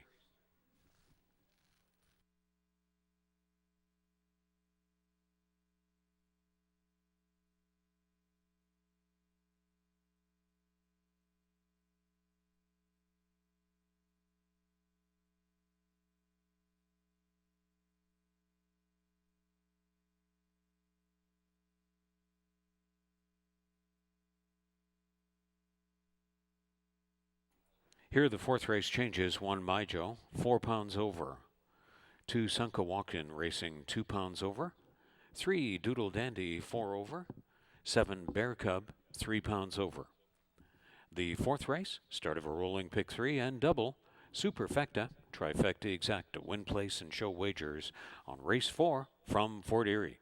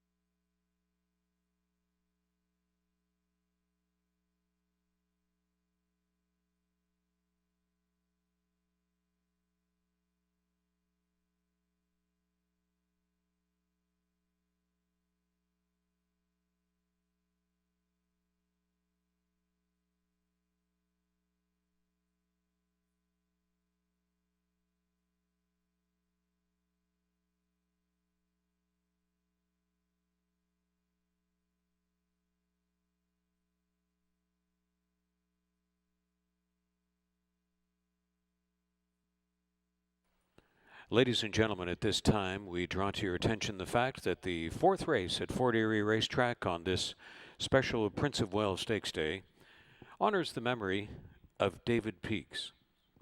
The fourth race, named the David Peaks Memorial Cup at Fort Erie Racetrack this day. The racing world recently saddened by the passing of this former Fort Erie and racing industry well-known jockey. On the video monitors now, a tribute to David Peaks. They're at post. They're off. Touch this, and Laurie's bunny away quickly on the outside. Quickest of all is You Wait and See down at the rail, who takes the lead by a length. And You Wait and See is leading the way. You Wait and See out in front by a length.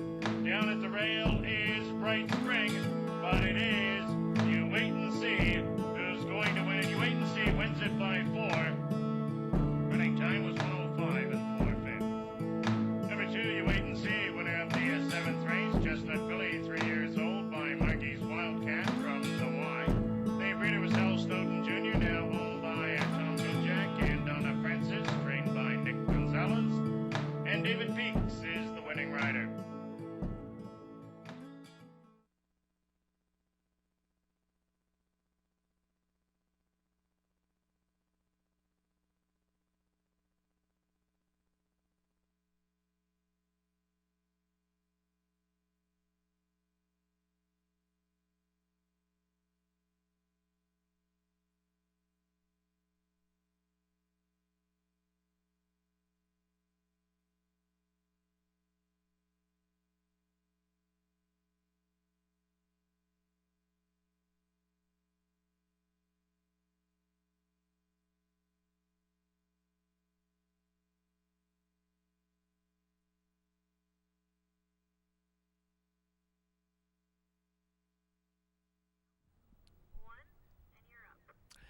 And welcome back to Fort Erie Racetrack. We are 12 minutes away from race number 4 on Prince of Wales Day. Want to welcome those viewers tuning in all around North America here this afternoon. All eyes of the racing world here, certainly in Canada, on Fort Erie today. Second jewel of Thoroughbreds Triple Crown coming up later this afternoon in race number 8. It's been a good day for favorites so far. We'll see if that trend continues here in the upcoming 4th. It is the 5.5 furlong David Peaks Memorial Cup for a purse of $30,000.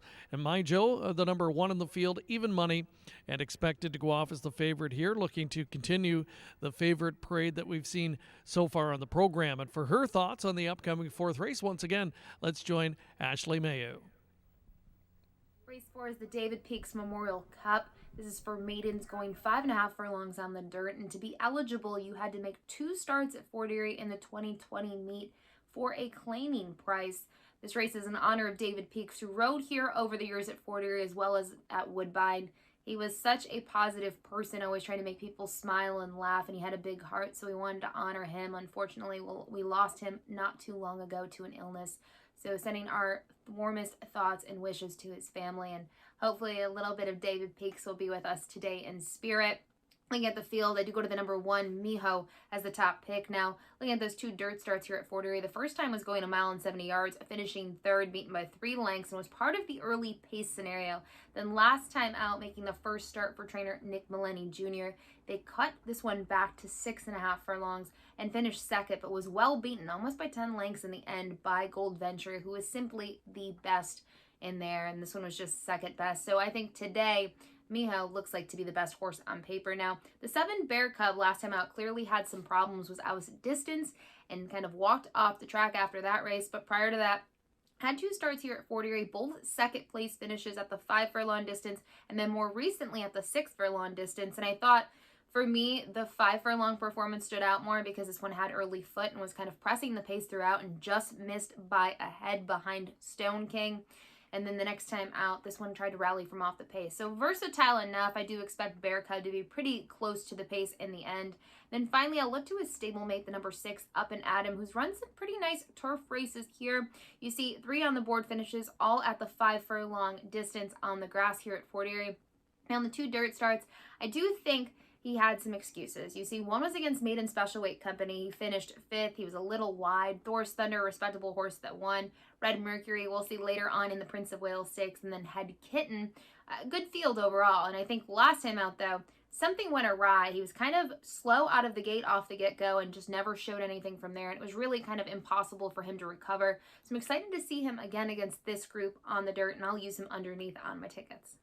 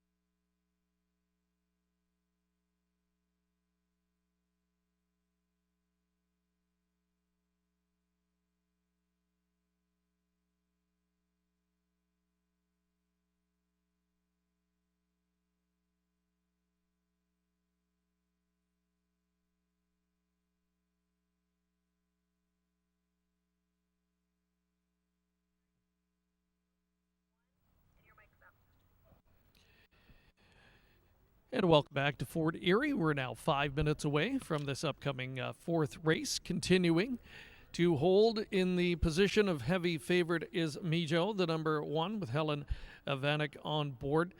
We heard from Ashley moments ago, and he made some good observations on this one in the first start for the high percentage barn. Ran into a red hot Gold Venture, no match for that rival last time, but should factor as the horse to beat in here. Frank Salive, what do you make of a horse like Bear 7? If you're willing to throw out that last race, certainly factors well in here.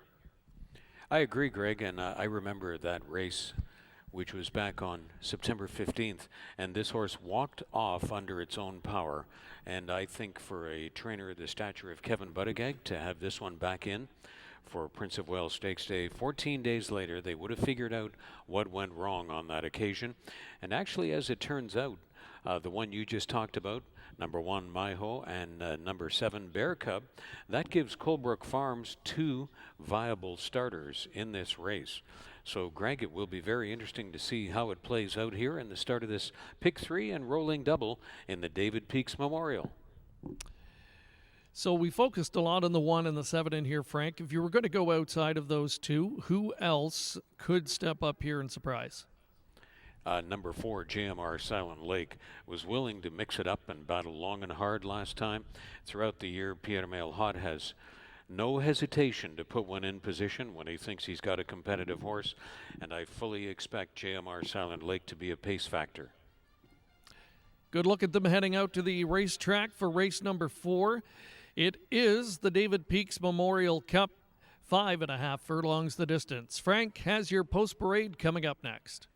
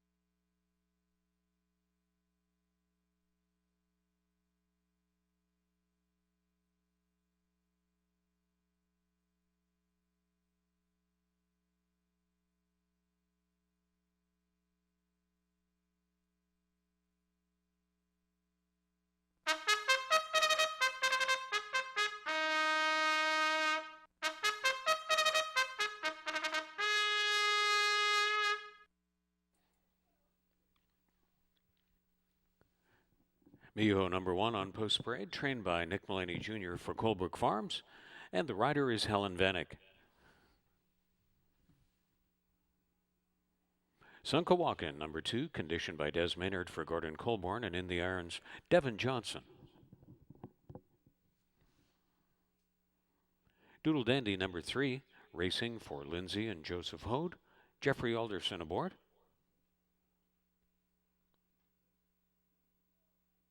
JMR Silent Lake number 4, partnered by Pierre Mailhot, trained by Ken Elbu for JMR Racing.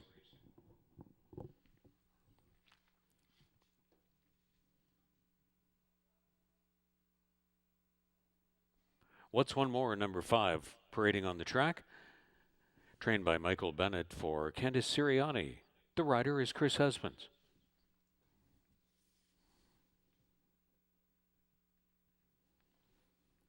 Up and Atom number 6, co-owned and trained by Kevin Buttigieg, co-owned by Chris Griffith, hired to ride Kirk Johnson.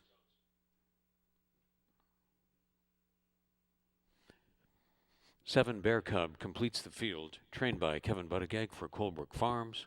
The rider is Sunny Singh.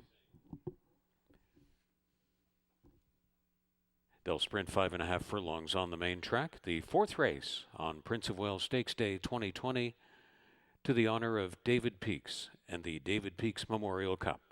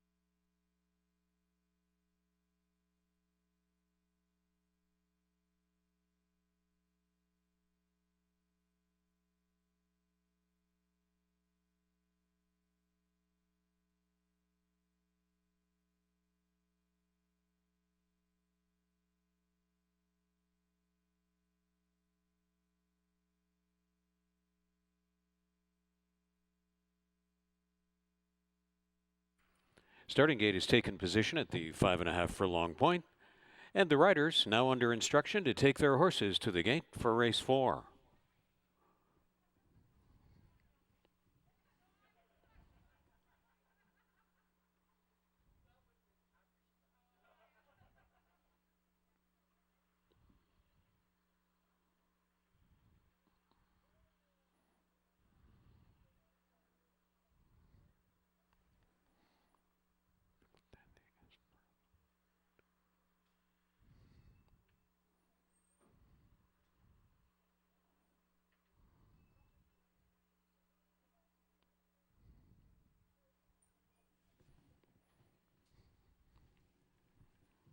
They've reached the starting point, readying to load.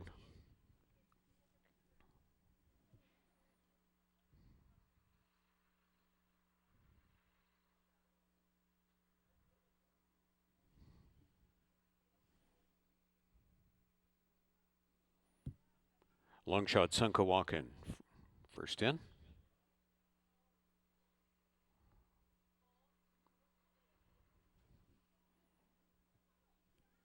JMR Silent Lake has 5-1 action. What's One More in Chris Husbands?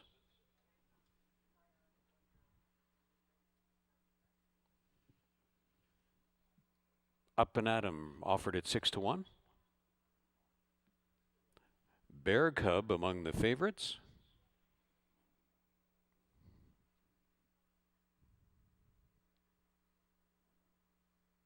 Favored Miho.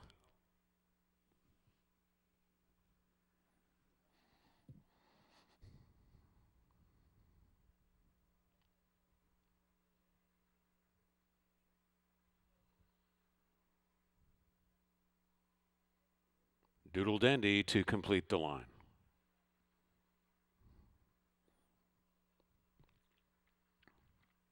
Standing by for a start, race 4 at the post.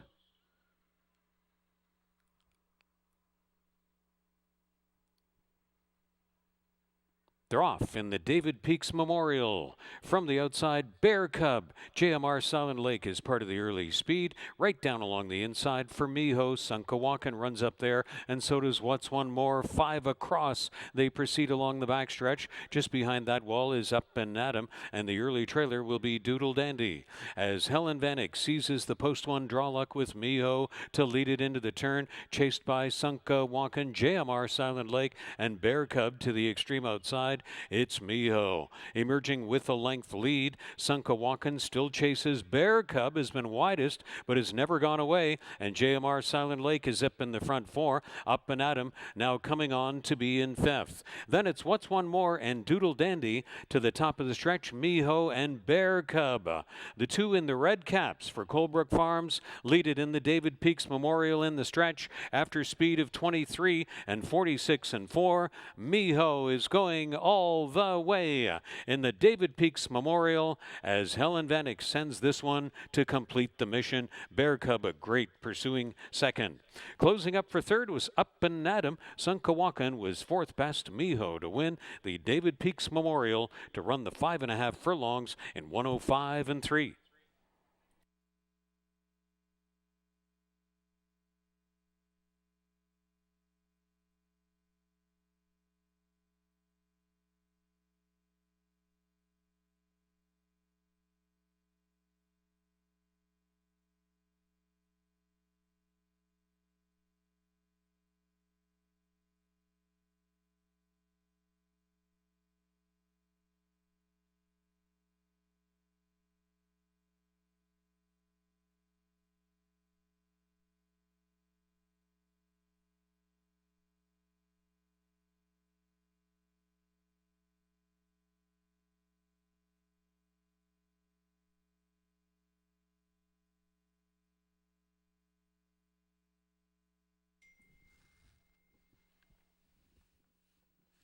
One 762 posted from race 4.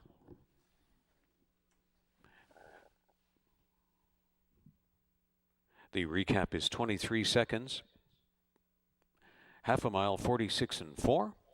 The 5.5 furlong running time, 105 and 3 for Miho in the 4th.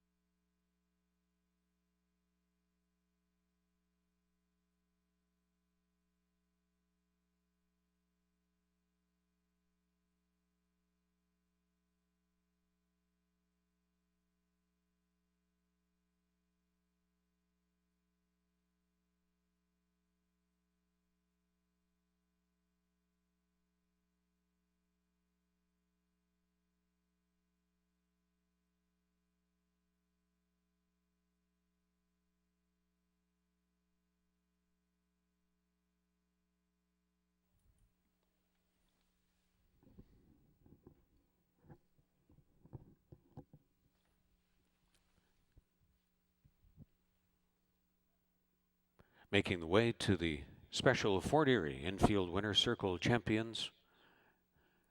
Winner's enclosure, that's number 1 Miho from the David Peaks Memorial, the 3-year-old bay gelding. From Bears Kid from Christina's Halo by Leonidas Anteas.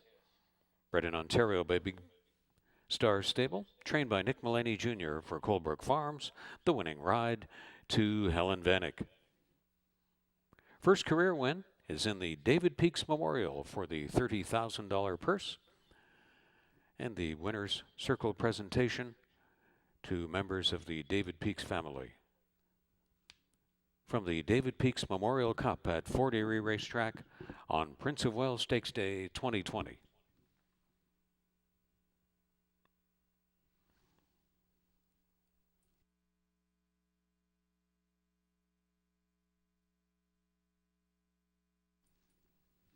And going off as a 2-5 favorite, Miho delivers 290, 210 and 210 across. Bear Cub 280 and 220. Up and Atom $3. The Exacta 590. The Trifecta 22.30. The Dollar Superfecta 176 and 2, $41.75.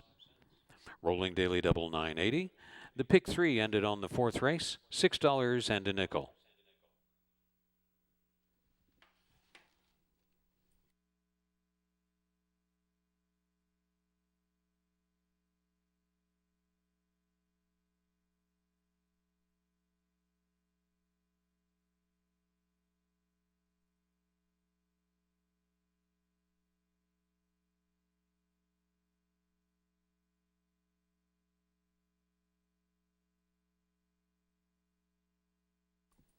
Attention to HPIBet.com account holders. 3 times the points when you wager on the Prince of Wales Stakes and Fort Erie program today. Visit HPIBet.com/promotions for more information. You will earn 3 times the points when you wager $100 or more on Fort Erie. And be sure to check it out. It's free to join and fun to play. HPIBet.com.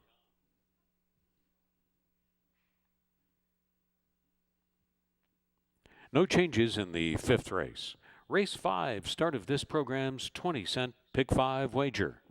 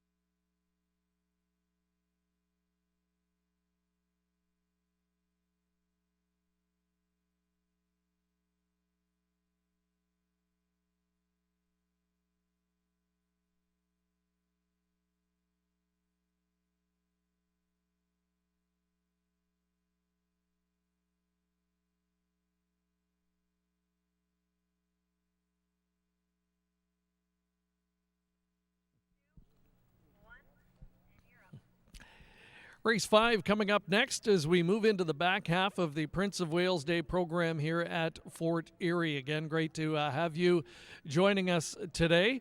For those tuning in, we've got the late pick 5 getting set to kick off here. It's a 20-cent base bet, one of the popular daily wagers here at Fort Erie, and it's going to be capped off today in that 9th race with a mandatory payout in the jackpot high 5. So some great wagering opportunities to come here on the back half of today's program, and of course the main event, that is the Prince of Wales Stakes, second jewel in Canada's Triple Crown for thoroughbreds, and that comes up in race number 8.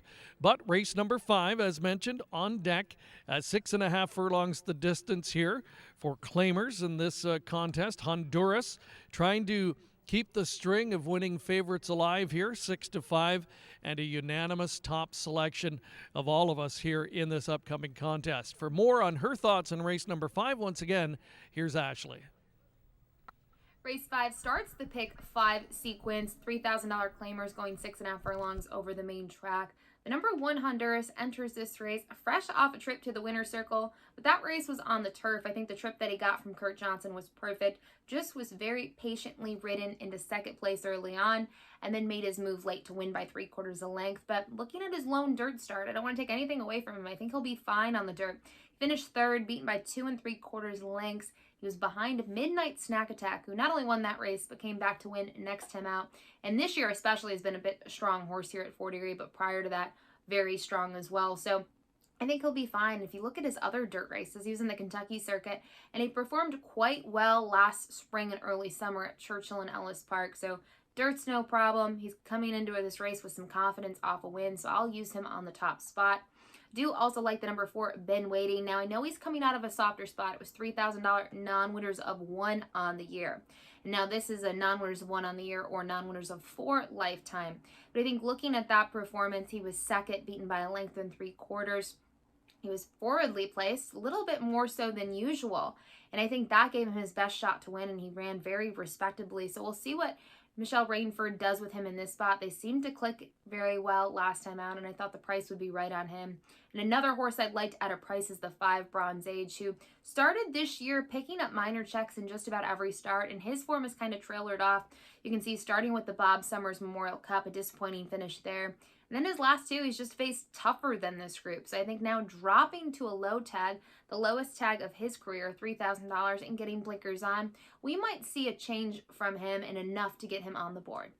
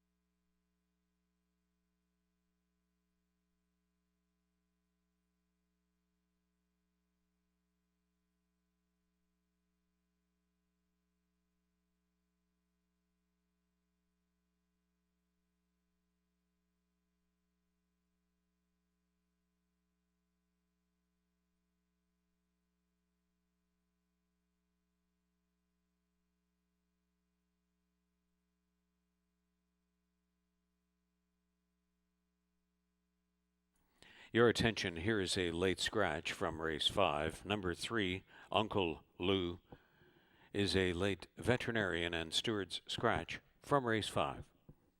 From race 5, 3, Uncle Lou, late scratch. There will be a refund or exchange of race 5 tickets involving 3, Uncle Lou, a late scratch.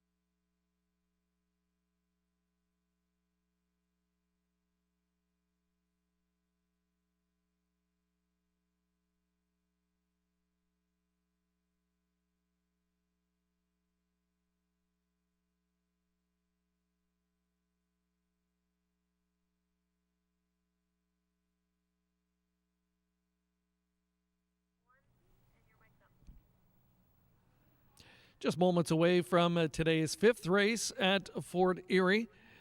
Just over the midway point of this Prince of Wales Day program. 6.5 furlongs will be the distance here as we kick off that late pick 5 wager. Good luck with your selections. No big surprises so far, no huge upsets so far in the afternoon, Frank. And the public feels that Honduras will keep that streak alive here at odds currently of 6-5. Right, Greg. Honduras winning, as you would say, under wraps last time. But I do want to caution if the price gets too much lower that you may seek a better value elsewhere, because this is a move up to the non-winners of 4 category. And Honduras this time out will be carrying 122 as opposed to 118 in that last win as favorite. So what do you think, Greg? Do you see value anywhere else? Yeah, I think the next door neighbor, Divine Amy, has potential in this spot as well. The 3, who was the late scratch, was another one I was giving consideration to, and been waiting. We talked about that one, and Ashley, I think, made a good case for this one. Certainly be a top 3 consideration. Looking for that elusive first victory of 2020. Wouldn't be shocked to see it come here. I'm in agreement with you. If the price drops much lower on the 1, perhaps an overbet in this spot. But as we say that, now drifting up at odds of 7-5. So it's riders up as we get set for race number 5. And again, a great way to kick off the back half of the Prince of Wales Day program. It's that pick 5 wager, one of the popular wagers here daily at Fort Erie. Will it be Honduras, the favorite to kick it off, or a long shot to get us started? We'll find out in moments from now. Post Parade coming up next.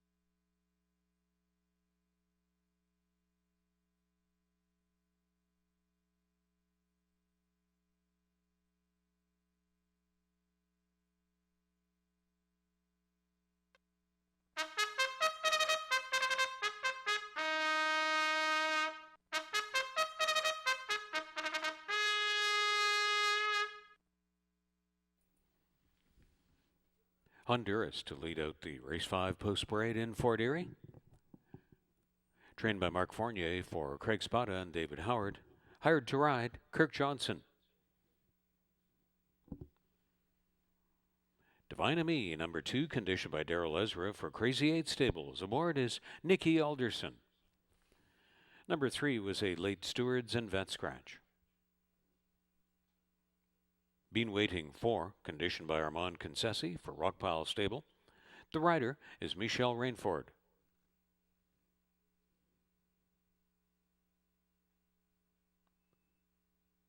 Next on the parade is 6 Ardance Hall, trained by Julie Ayres for Kenneth Smith.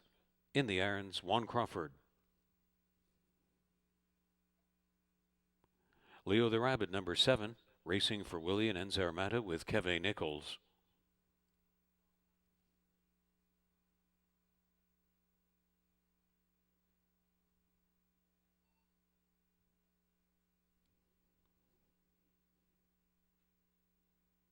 And 5 is Bronze Age, campaigning for Sam Melli with Jeffrey Alderson in the saddle.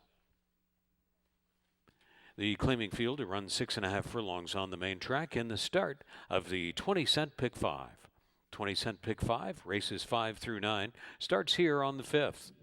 There's also the rolling pick 3 and double superfecta, trifecta exacta, win place and show opportunities on race 5, Prince of Wales Stakes Day 2020 from Fort Erie Racetrack.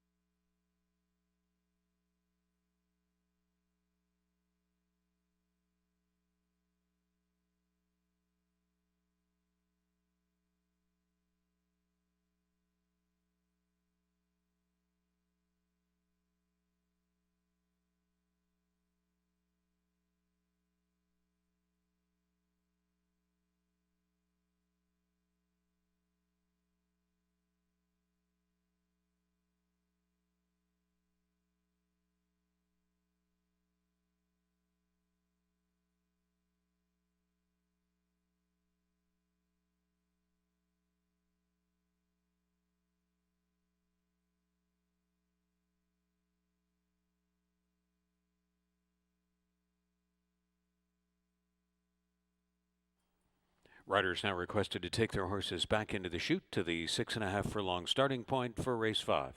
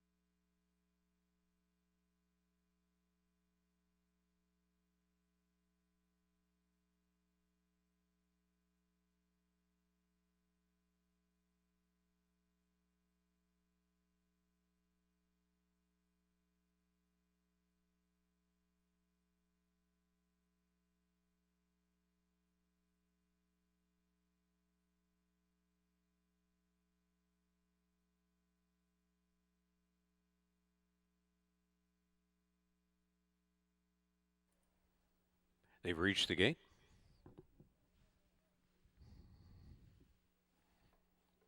Divine Ami, priced at 5 to 1, is first to go in.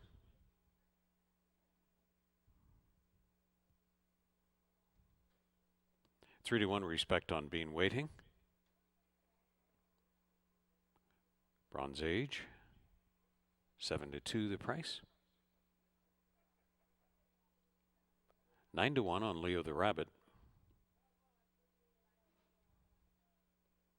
The favored Honduras. So just gate 6.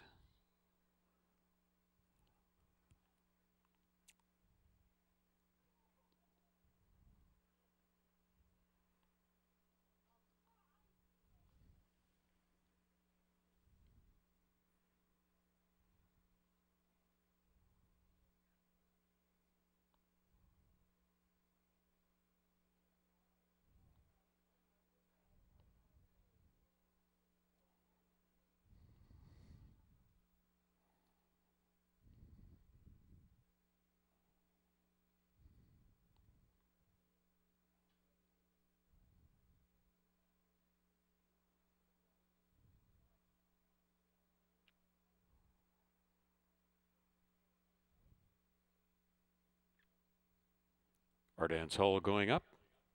Standing by for a start, race 5. They're off. Honduras had a good beginning right along the inside as the favorite. A little back of the group is Divine Me taken off. From the extreme outside, running up is Leo the Rabbit as they leave the chute, and Bronze Age is an early pace factor. Bean Waiting running along in fourth. Then on the outside is Ardance Hall to the flank of the Divine Me, moving through in on the fence. Bronze Age running right up onto the face of Honduras, and Leo the Rabbit makes it a 3-wide scrap for the lead as they move into the turn. Moving up into the front four is Bean Waiting. Divine Me improves again into fifth position. 2 more lengths back to Ardance Hall as the trailer. They continue to slug it out on the top end, and being passed is the favorite Honduras. Surrendered the lead to Bronze Age and Leo the Rabbit. Upset potentially in the making here as Leo the Rabbit at 12-1 takes the lead from Bronze Age and Honduras along the inside. Leo the Rabbit leads it at head stretch. Here comes Bean Waiting, swinging out for clear track down the lane, and Divine Me heads up on the grandstand side. Bean Waiting is coming on. Leo the Rabbit has gone a big one, but Bean Waiting comes on past and is moving away to win for Michelle Rainford. Bean Waiting up to the line, gets there by a long neck over a very determined Leo the Rabbit. Then Divine Me and Honduras only fourth best as Bean Waiting prevails in the end in 119-2.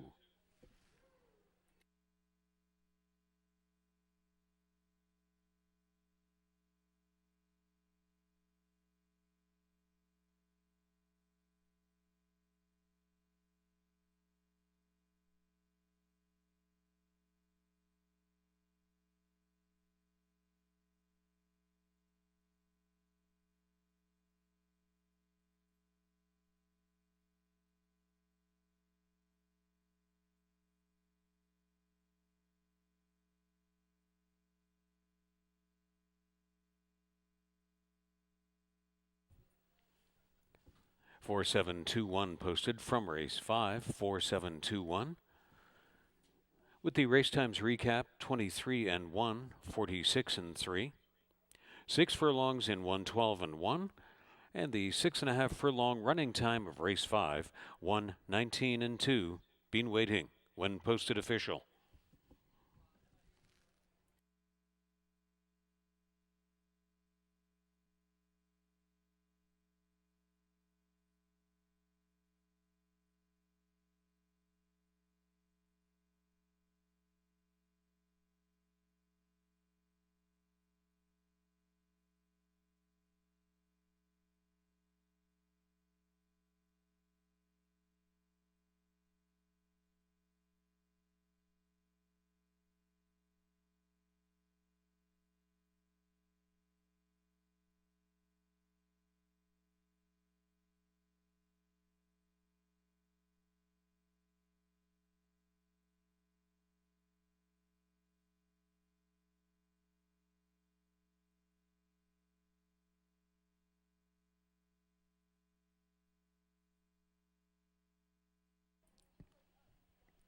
Bean Waiting is back for the race 5 victory photograph. The chestnut 6-year-old gelding by First Samurai from Victory Pool by Victory Gallop. Bred in New Jersey by New Farm, trained by Armand Concessi for Rockpile Stable. The winning ride executed off the pace perfectly by Michelle Rainford. And that's the first win in 10 starts this year and 8th career win. Bean Waiting runs the 6.5 furlongs, 119-2 in race 5.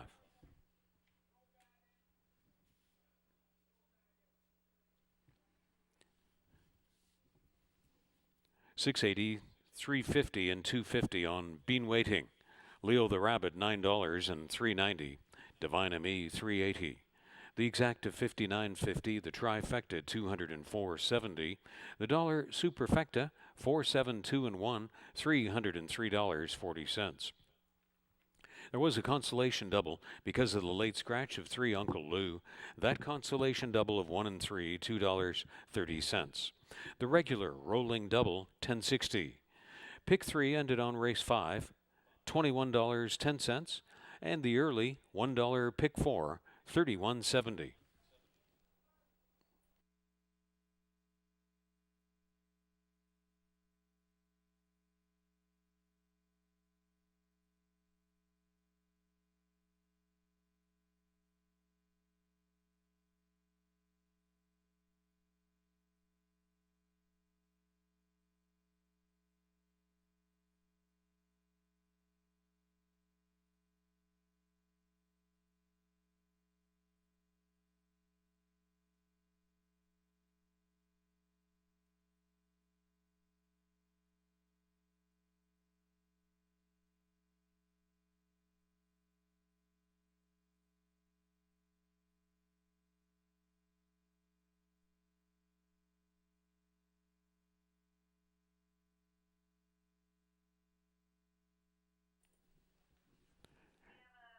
Chris the graphics guy. Please check the TV monitors for your special birthday greetings. Many happy returns to Chris the graphics guy.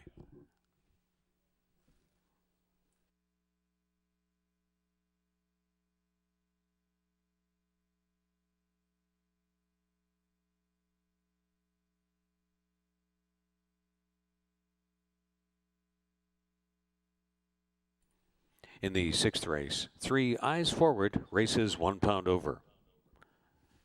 The sixth race starts the program's late 20-cent pick 4 in 17 minutes.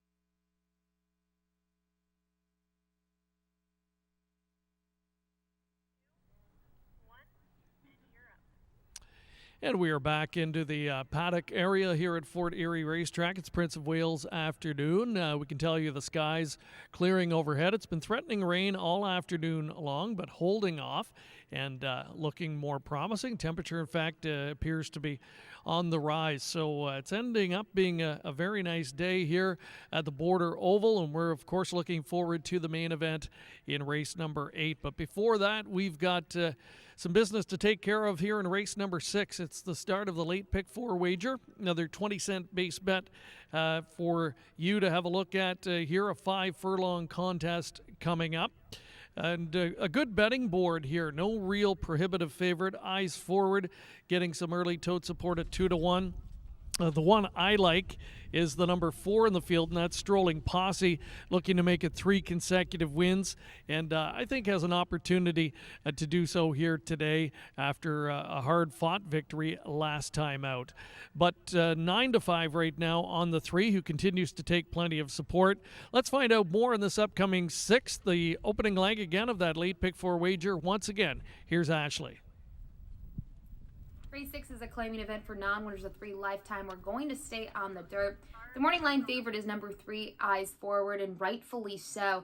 Has made 3 appearances at Fort Erie, most recently finishing second and just simply was second best behind Unyielding, who won by nearly 3 lengths. And you see the claim price there, $8,000, now in for $3,000. I think another thing to consider is you see the 2 starts here last year. He was trying to break his maiden. He finished second and third on the dirt. And then you see left Fort Erie and he went to Ohio and switched barns. He raced at Mahoning Valley, and while in the Buttigieg barn, he never finished worse than second in 4 starts. He exactly picked up 2 seconds and 2 wins. And look what barn he is in now. I think that's a big sign, and that combined with the drop in claiming price, he should be able to get the job done. Now, I thought the 2 Get the News was intriguing just to his inside. Last time out was second on the dirt here, and only that second dirt performance. This is a very well-bred horse by Tappet. Looking at his race, he got a muddy track last time out. So in his second dirt start to get mud in your face might be a little overwhelming. I still thought he ran a very strong race, just missed by 3/4 of a length. And in his other dirt start, he was third. He was kind of well beaten, but that was against allowance level. Non-winners of 2 lifetime. Now in for a $3,000 tag. And he did have a nice win here on the turf in his first start of the year. So for me, I think there's some value here. I don't think we'll get anywhere near the morning line of 8-1, but he should be a better price than Eyes Forward. And finally, exiting that same race is the number 7, Stop Victimizing Me. This one was third and attempted to rally from dead last in that first dirt effort. Thought that's a really big performance. A lot of things to consider. Like I said, the track was not fast that day. It was muddy. First dirt start, and you're trying to come from dead last, and you only have 5 furlongs to do so. So I expect a better performance today on a fast track, and this one can be forwardly placed, has been forwardly placed in the past, wasn't last time out, still ran a good race, so versatile enough to kind of maybe get a minor share from wherever he's placed early on.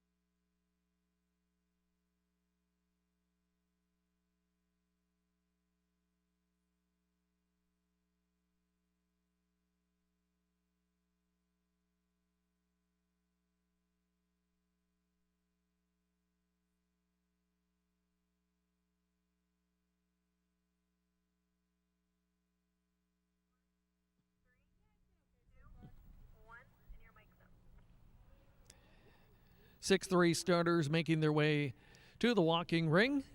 And it is a field of 8 set to go next here in the start of the late pick 4 wager. $3,000 claimers going 5 furlongs.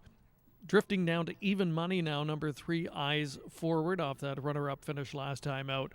Returning to the Kevin Buttigieg stable, Frank, and Ashley made a good case for Eyes Forward. Do you concur this is the horse to beat? I do, Greg, and there's an additional fortification angle here, if you will, and that is the fact that we had a rider choice last Friday on draw day. Sunny Singh took number 3 over number 8. So that, I think, Greg, helps when you can get a rider's choice like that to help you with your handicapping. What do you think? Yeah, I agree. I think that's the vote of confidence that you're looking for in here. But even money, we talked about it earlier, maybe slightly over bet at that price. You certainly wouldn't want to see the horse drop any lower than that as the sun begins to poke its way out here on this Prince of Wales afternoon. Quick thought, Frank, on Strolling Posse, the one that I like in here. Trying to make it 3 in a row. The price is right. Yeah, you may be onto something there, Greg. However, getting the 3rd in a row is tricky, but it has happened earlier on the program. It's nice to be nice. Ran her win streak up to 3 in a row. So if you're getting something close to 10 to 1, I think that is something you're on to. That's a good thing there, Greg. Well, let's see what happens. We will find out shortly, and want to wish you good luck if you're playing along today as we get ready to kick off the late pick 4 wager. A field of 8 coming up next, and Frank will have the post parade momentarily.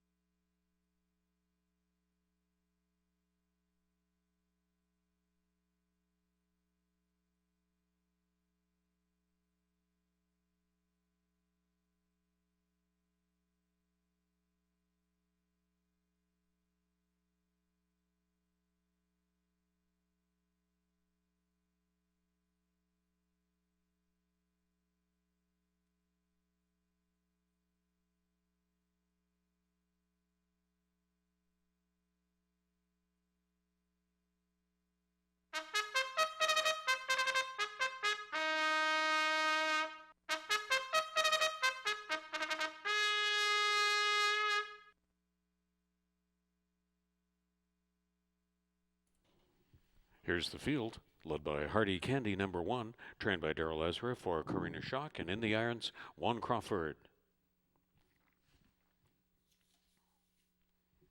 Get the News, number 2, campaigning for Louis Cappy and partner, partnered by Pierre Melhot.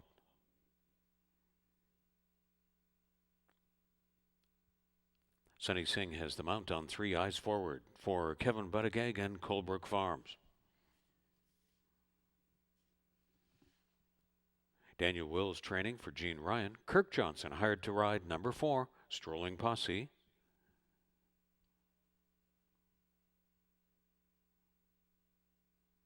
You Know You Like It, number 5, is trained by Elliot Sullivan for Darlene Pettipaw. The rider is Chris Husbands.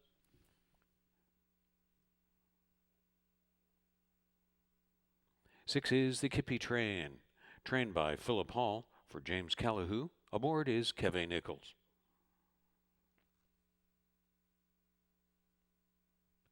Saddle Duty entrusted to Henna Toomey. 7, Stop Victimizing Me, is trained by Bancroft D'Souza for Wallen and Partners.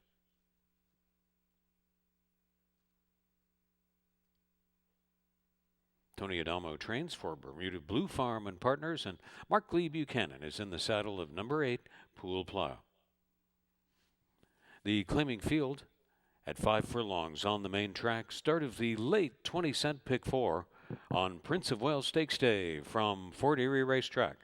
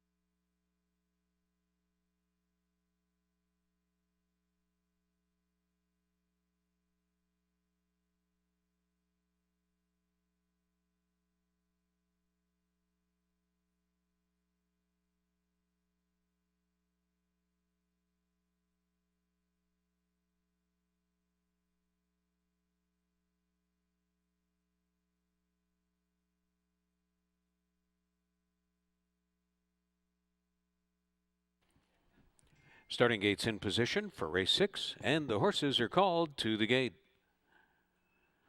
Time is running out for the late 20-cent pick 4, Superfecta and all 6th race wagering.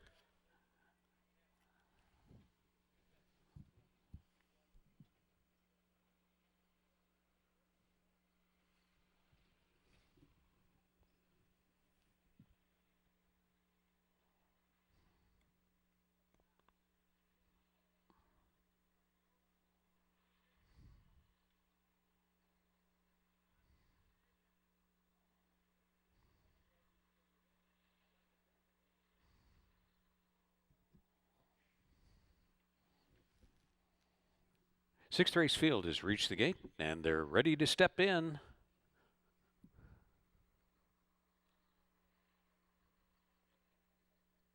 Hardy Candy at 12 to 1. The Gray Get the News takes 3 to 1 respect. Tepid favorite Eyes Forward.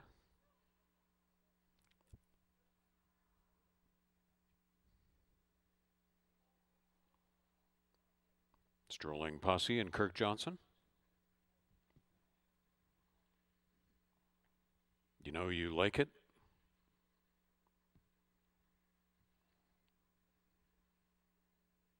Now 2 to 1 action on the Kippy Train. Stop Victimizing Me went in well. Backs out.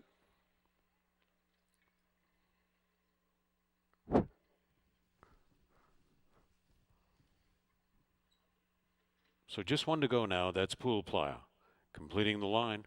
Stand by for a start. Race 6, locked and loaded.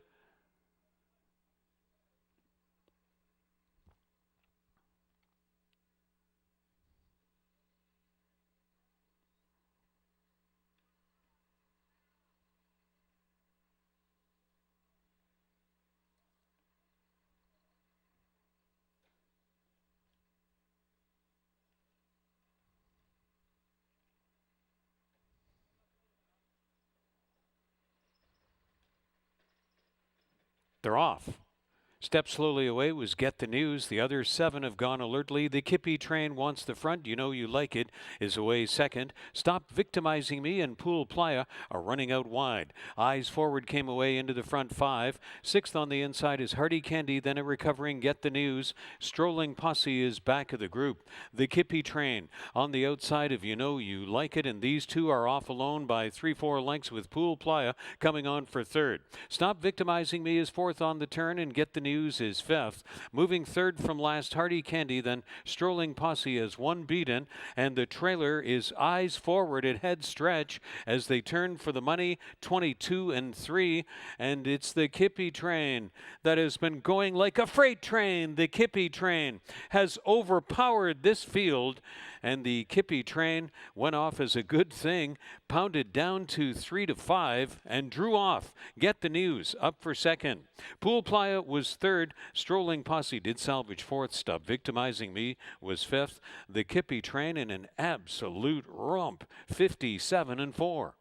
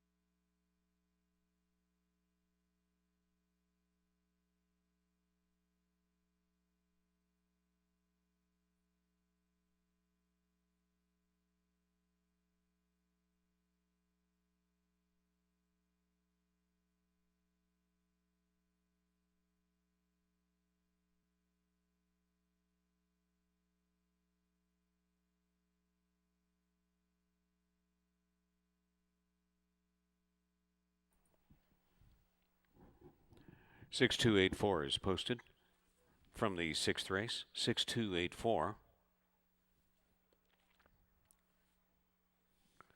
Running times 22-3, 45-2 for the half, and the 5 furlongs 57-4 for the Kippy Train.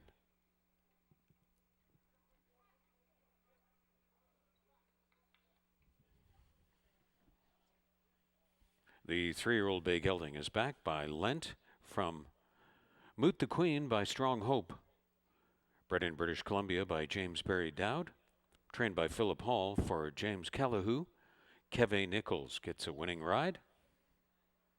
The Kippy Train ships to Fort Erie and overwhelmed the field there in 57-4 when posted official.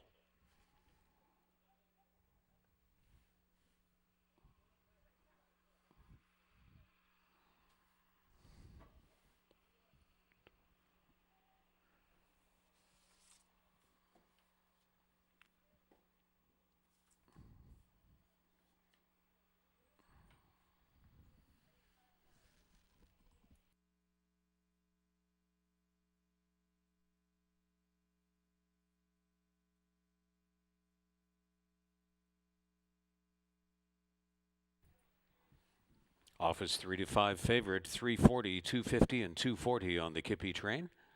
Get the News, 340, 260. Pool Playa, 370.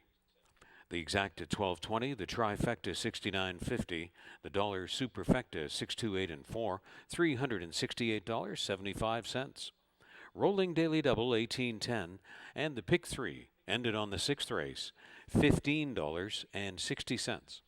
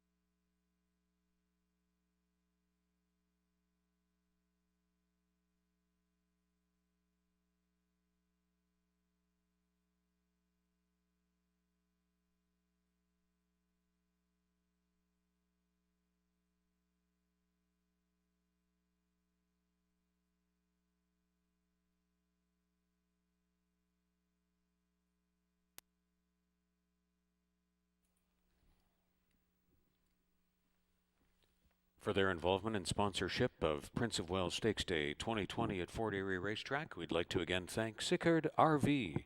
Check out sicardrv.com, Canada's largest recreational vehicle inventory. That's sicardrv.com.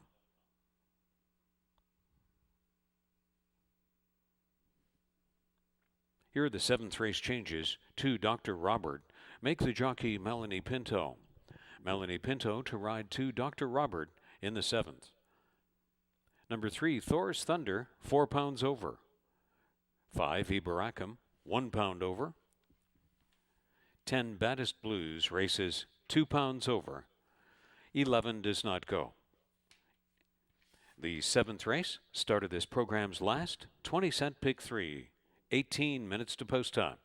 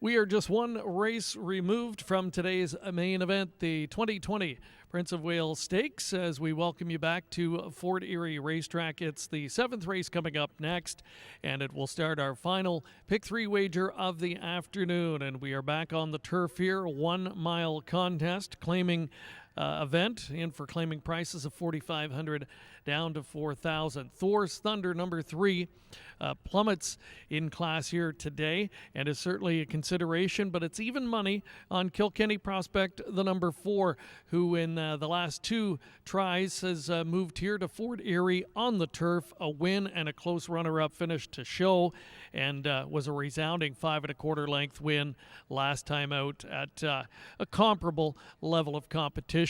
So we will have a look now at our final Pick 3 in the 7th race to kick it off. Once again, we head over to Ashley Mayu for her thoughts.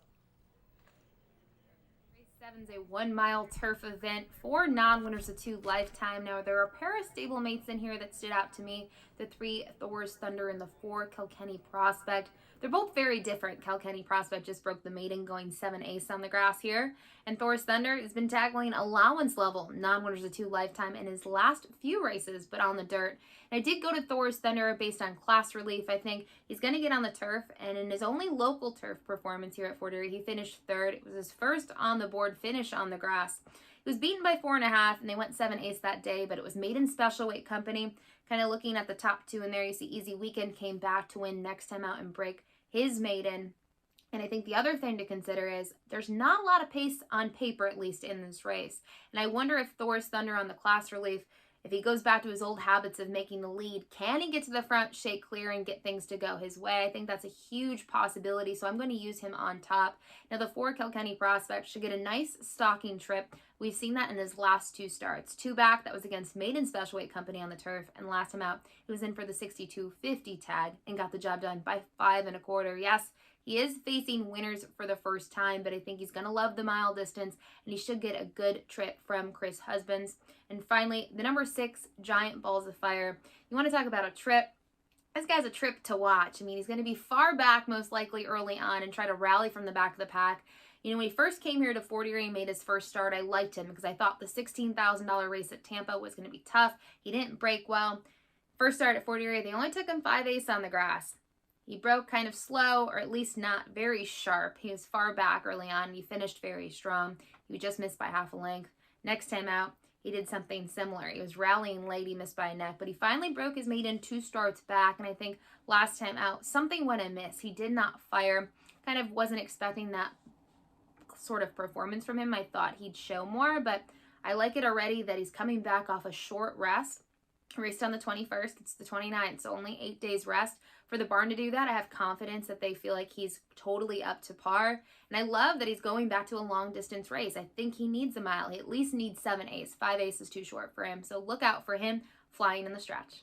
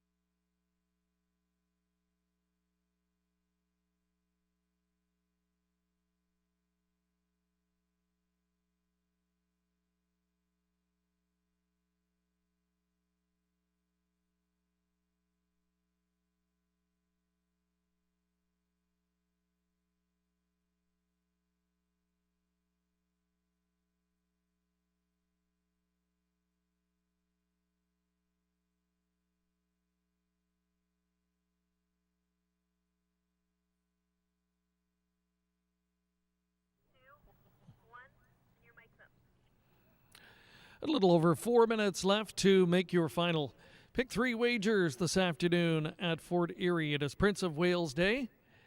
And, of course, the main event, the $400,000 Prince of Wales Stakes, coming up next in race number 8. But the 7th is on deck, and we're going 1 mile on the turf. There is a look at the good-looking gray Kilkenny prospect, looking to come right back and win here this afternoon at even money. And, Frank, if there's a horse for the course, it appears this guy might fit the bill. Very true, Greg. I just want to point out one rider choice here. I think it's at least noteworthy and a point of conversation that Juan Crawford won with Kilkenny Prospect last time for the leading barn at the meet. That's Julie Mathis. But today he choices on to Giant Balls of Fire. And like Ashley said in her segment, a lot of us have been waiting for Giant Balls of Fire to get back to what he did back in June and July when he first came here. I still think this horse can be one of the best claims of the meet, and we're just waiting and waiting for him to unleash a stretch run like he did early in the summer meet here. And it's perhaps significant, Greg, that it's Juan Crawford's choice over Kilkenny Prospect. That angle didn't work last race, but maybe we'll give it another try here. Well, a good price to try and find out at odds of 6-1. And you mentioned Mathis as well, a leading trainer at the current meet, and has not one but 2 starters in here. Kilkenny Prospect, who we mentioned, and Thor's Thunder, who gets some major class relief today and sitting at a decent price as well of 7-2. Good luck with how you play today's 7th race. Start of our final Pick 3 of the afternoon. Post parade coming up next.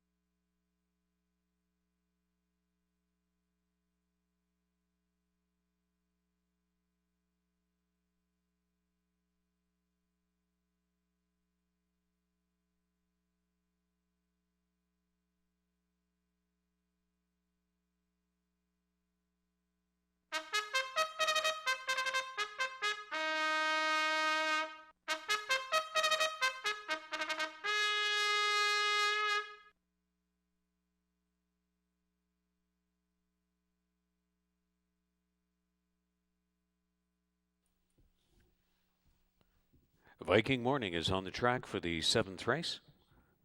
Owned and trained by Kendra Wicharik with Kirk Johnson hired to ride. A jockey change on 2 Dr. Robert to Melanie Pinto. Trained by Sharon Chicato for Susan and Joe Aiello and partners. Melanie Pinto to ride 2 Dr. Robert. Thor's Thunder is number 3, conditioned by Julie Mathis for Joey G. Thoroughbreds. And in the saddle, that's Helen Vanek.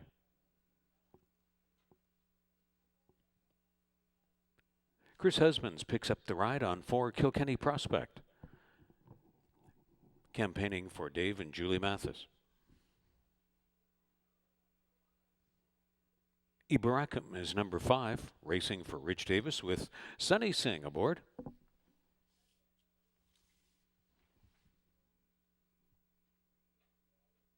Giant Balls of Fire, number 6, is trained by Kevin Buttigieg for True Stride Horse Racing Stable. Juan Crawford up. Alexander the Grey is number 7, conditioned by Daniel Wills for Ian D'Souza. The rider is Hanatumi.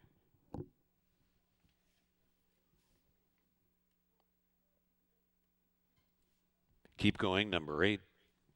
Emil Ramsamy in the saddle for Bruno Schickedans and conditioner Elliott Sullivan.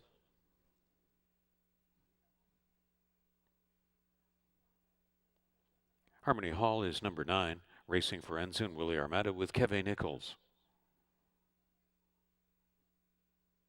Baddest Blues is number 10, campaigns for Howard Keane. In the irons, Mark Lee Buchanan. Turf Mile for the 7th race in Fort Erie. Starts the program's final rolling pick 3. There's rolling double with Superfecta, Trifecta Exacta, Win Place and Show Wagering. 7th race for a Turf Mile coming up on Prince of Wales Stakes program from Fort Erie.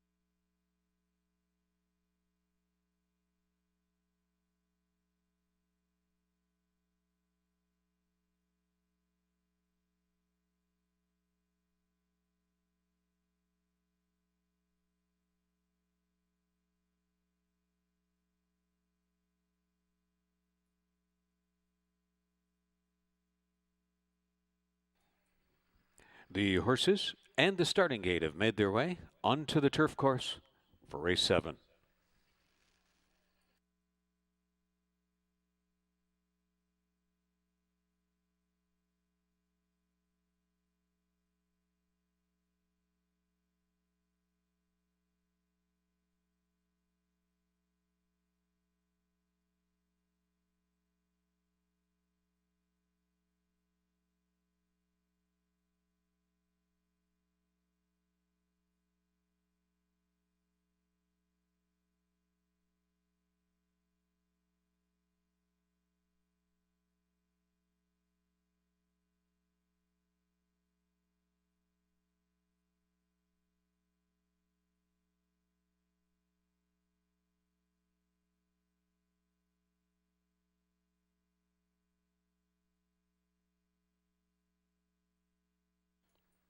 Approaching the gate, time running note for the 7th race wagering.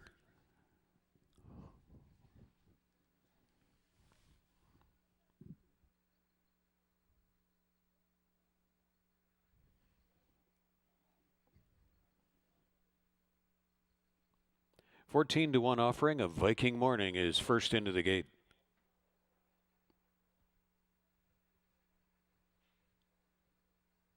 Melanie Pinto guiding Dr. Robert into stall 2.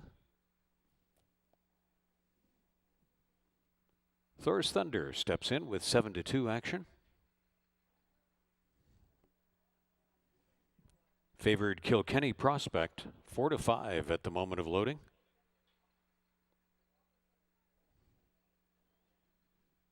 Ibaracum takes position.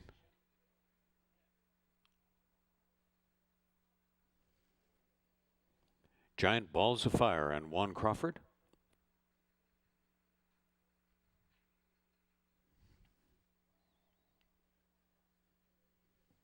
Nine to 1 offering Keep Going with Emil Ramsamy. 7 are in and 3 to go.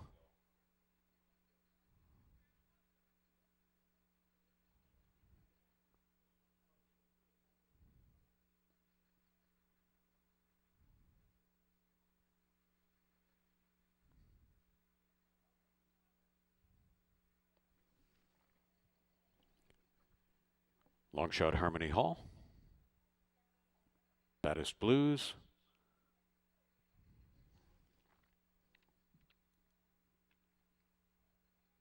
Last in is Alexander the Grey. Standing by for a start. Race 7 is at the post.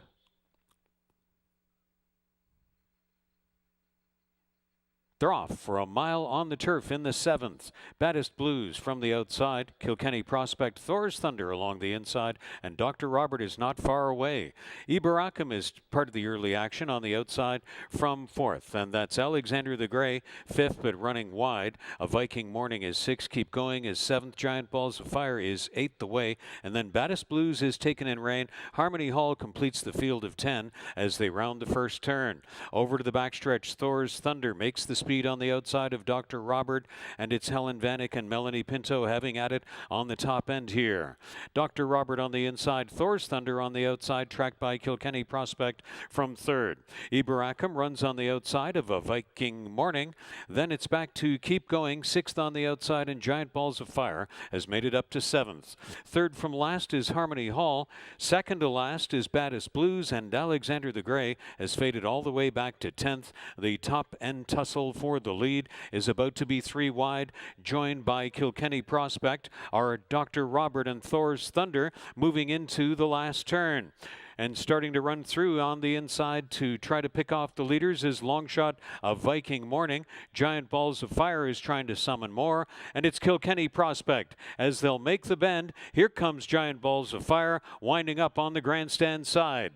The speed was 23 and 4, 47 and 4, 6 furlongs, 14 and 2. Giant Balls of Fire trying to reach Kilkenny Prospect. Kilkenny Prospect still going by 2. Kilkenny Prospect comes up to the wire with a hard-fought win, and Giant Balls of Fire fought the good fight, was second best. A Viking Morning was 3rd, and it was Harmony Hall looking to salvage 4th. Kilkenny Prospect, a repeat winner. 140 and 4/5 for the Turf Mile.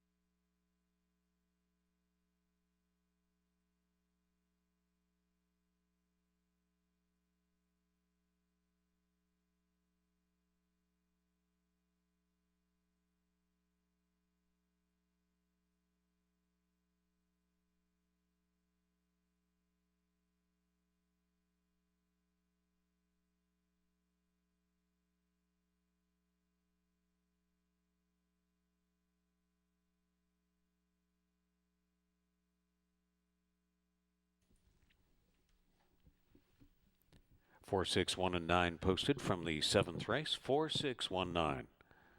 Race times recap: 23 and 4, half a mile 47 and 4, 6 furlongs 114 and 2, and the Turf Mile 140 and 4/5. Kilkenny Prospect when posted official.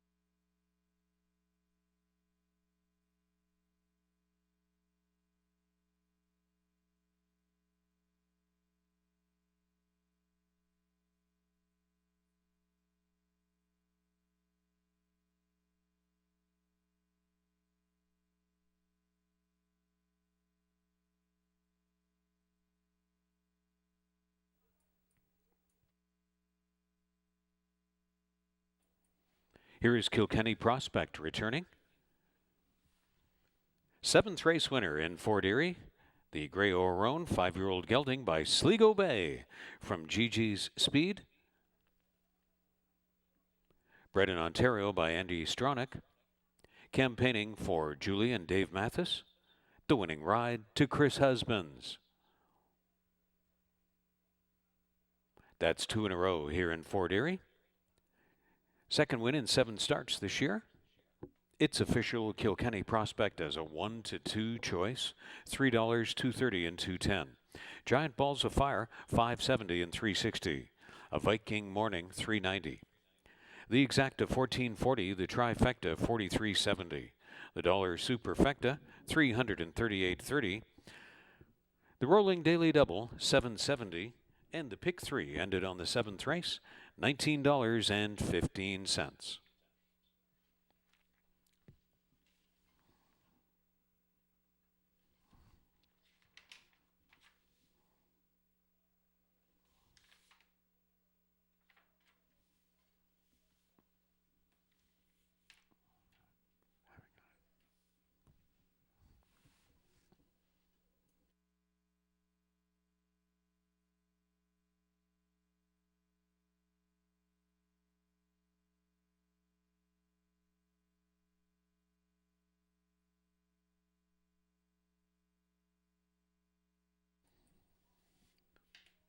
Next up is the 2020 and 85th running of the Prince of Wales Stakes from Fort Erie Racetrack, and there is a jockey change for number 8, Muskoka Giant. Make it Stephen Bayan. Stephen Bayan rides 8, Muskoka Giant in the Prince of Wales Stakes. On this event, Superfecta, Daily Double, Trifecta Exacta, win place and show wagers 15 minutes to post time from Fort Erie Racetrack.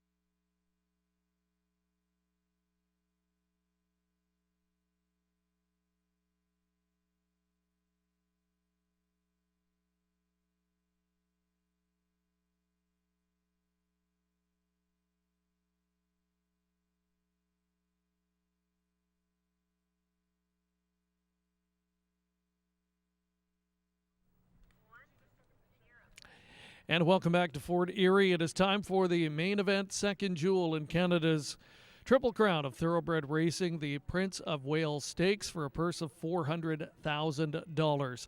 A few people, few of the owners assembled here in the walking ring area. First time all day long. We've had even a handful of people down here. It's certainly different circumstances this year, but nonetheless, we have arrived at the main event, and always one of Canada's biggest races, of course. This is the 85th edition, a lot of history in the event. Always exciting, too, when you have a horse that has a chance to keep that Triple Crown bid alive. Mighty Heart, the winner of the Queen's Plate this year, will be looking to come right back and capture the second jewel.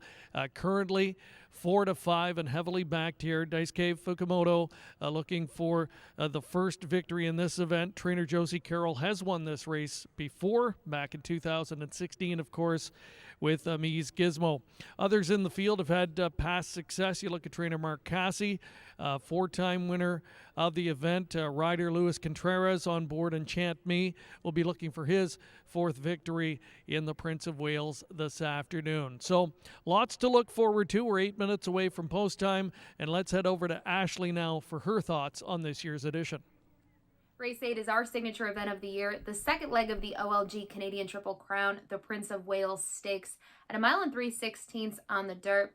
We have the first, third, and fourth place finishers out of the Queen's Plate, that being the number 2, Mighty Heart, then the third place finisher, number 9, Clayton, and then fourth was number 7, Tecumseh's War. And all eyes are going to be on Mighty Heart after that huge performance in the plate, winning in gate-to-wire fashion by over 7 lengths and posting a 99 buyer speed figure, which kind of towers over this field. I do think things are going to play out differently in the Prince of Wales. I'm not sure he'll get the lead or at least make it easily. I think other horses are going to be gunning for that lead. We do have some newcomers. But for me, the number 9 Clayton is my top pick. Kind of looking at the trip that he got in the Queen's Plate, I thought he was running kind of respectably from where he was placed. He was stalking early on, then he tried to make a move and was chasing and then second at one point, but just didn't have enough left late. Finished third, beaten by almost 10 lengths, but like I said, Mighty Heart won by over 7. And Belichick, who finished second, was able to kind of rally from off the pace, and maybe that was a better trip with the way things panned out. Now, getting on the dirt, I don't mind if Clayton stalks early because that's typically what he does. He's kind of sitting in third or fourth place early on and then makes his move gradually. And I think here at Fort Erie on the dirt, that's the trip that I would want. And I think that's what he's going to receive. So I'm going to use him as my top pick. Then I will turn to the plate winner, Mighty Heart. Not sure, like I said, if he'll make the lead easily, but he should be forwardly placed. And I think having that early foot on the dirt is certainly beneficial. And finally, I go to a price for third, that being one of Mark Cassie's horses, the number 8 Muskoka Giant, who broke his maiden 2 starts back, going a mile on the turf. Yes, the tempo was honest enough. I mean, it was a pretty solid half for going that long on the grass, and he was able to rally from last place. He overcame a wide trip and got the job done by just around 3/4 of a length. I was impressed with that, but even more impressive, you look at his pedigree. He's by Curlin. Screams dirt to me, should be just fine. And combine that with his workout over the training track on September 23rd up at Woodbine. He breezed 4 furlongs in 47-4, and to me, that points to all systems being a go. But I do think the number 9, Clayton's going to get the perfect setup. Then I'll turn to the plate winner, number 2, Mighty Heart. And finally, a long shot and a newcomer to the Triple Crown Series, the number 8, Muskoka Giant. Good luck.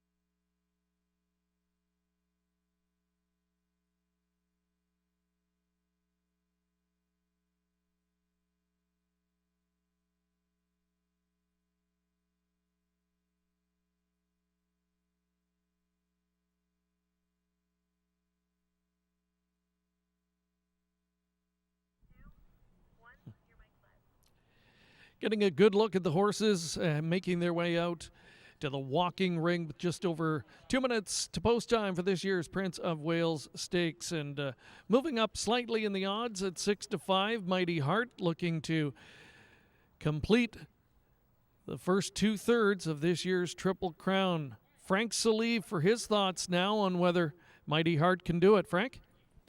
You know, Greg, there's no information better than the Hall of Fame trainer Josie Carroll when she said he came out of the Queen's Plate fine. He deserves a chance for a Canadian Triple Crown.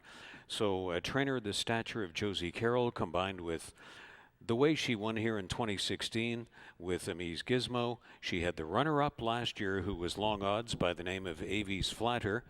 All of that combined leads me to believe that until otherwise proven, all roads to the Prince of Wales Stakes title go through Mighty Heart. But, Greg, it's the 7 famous last words. Anything can happen in a horse race. And I think there's some viable long shots here, including Justin Stein having a career year in the saddle. He's on number 3 dotted line. Luis Contreras used to ride here almost every Tuesday in recent years. He has recent success in the Prince of Wales Stakes. Stephen Bayan is going to prove to be a most capable replacement on Muskoka Giant, who at the moment sits at 14-1. So if you're looking for a show bet, any or all of 3, 5, and 8 might be worth a $1 or $2 bet, Greg.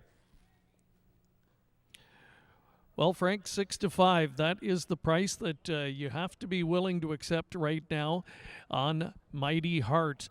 Maybe just a quick thought on trip scenario. A lot of people feeling that he won't get it as easy on the front this time around like he did in the Queen's Plate, and that could be the difference. Right. That's one of the storylines of this event, no doubt, Greg. Whether Mighty Heart is a need the lead kind of horse.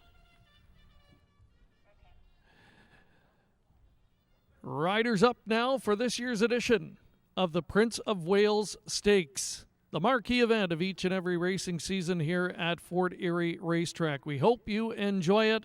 An outstanding field of 9 will be going to the post shortly. Frank Salive has the post parade coming up next.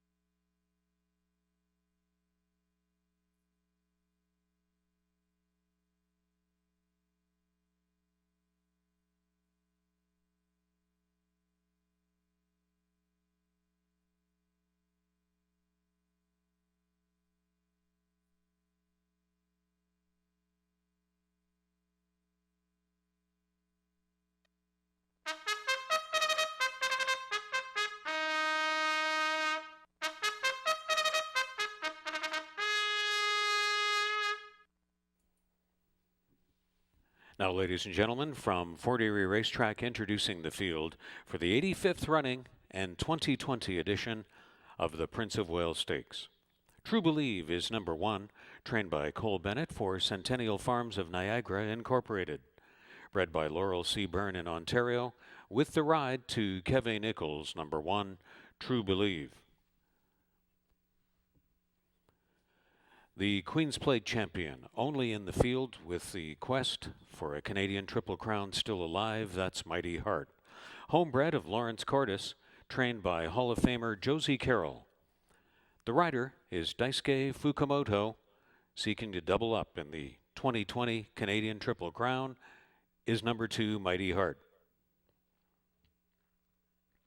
Dotted Line is number 3, sent out by Siditard for Norseman Racing Stable. In the saddle, having one of his best career years to date, is Justin Stein. Dotted Line, bred in Ontario by Howard Walton. Number 4, Red Mercury, the supplemental local entry, trained by Paul Epien for MPB Stables, bred by Josam Farms and Yvonne Schwabe Thoroughbreds. The jockey is Simon Husbands on Red Mercury. Enchant Me is number 5. Recent Prince of Wales Stakes winning rider Luis Contreras rides for trainer Santino Paula, York Tech Racing Stable. Bred in Ontario by Michael C. Byrne, 5 is Enchant Me. 6 is Bold Victory. 4-time winning trainer of the Prince of Wales Stakes, Mark Cassey, sends out Bold Victory with Patrick Husbands aboard for owner John C. Uxley. Bred in Ontario by Tull Oaks Farm, is number 6, Bold Victory. Tecumseh's War is number 7, the 4th place finisher in this year's Queen's Plate, trained by Catherine Day Phillips for Ilium Stables Corporation. The jockey is Emma Jane Wilson. Bred in Ontario by Tim Muse and Erica Everett Muse, Tecumseh's War. The 8, Muskoka Giant. Bred in Ontario by Hillendale Farms, trained by 4-time Prince of Wales Stakes winner Mark Cassey. For Conrad Farms, the owner, there is a rider change to Stephen Bayan.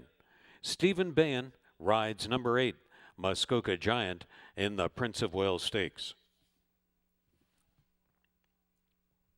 And number 9, Clayton, who had a wide trip in the Queen's Plate, still salvaged a 3rd place finish. Trained by Kevin Attard, recently the winner of the Woodbine Rico Mile with Starship Jubilee. Owned by Donato Lani and Daniel Plouffe. And in the saddle, regular rider Rafael Hernandez. Clayton, bred in Ontario by Karen and Bernard McCormack, number 9, Clayton. They'll run a mile in 3/16 on the main track. The purse, $400,000. This is the 85th running of the Prince of Wales Stakes, dating to 1929, and here at Fort Erie Racetrack since 1959. On this event, 20-cent superfecta, the final rolling daily double of the program, trifecta, exacta, win place, and show wagers on the Prince of Wales Stakes, 85th running.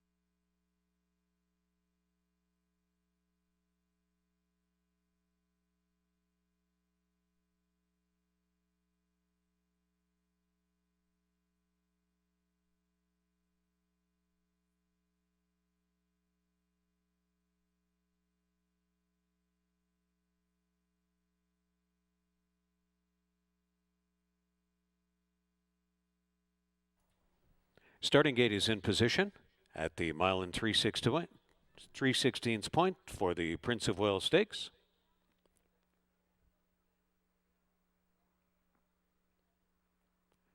Riders now requested to bring their horses to the gate.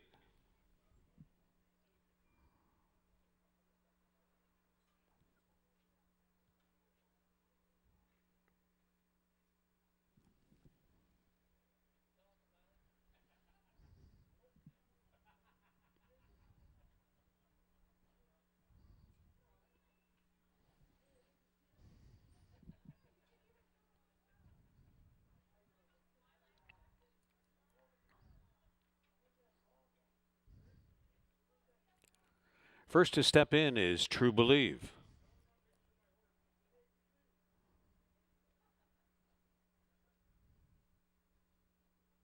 Favored Mighty Heart walked in willingly.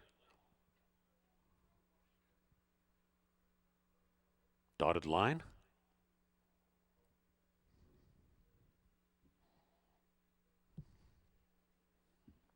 Long shot status for Red Mercury.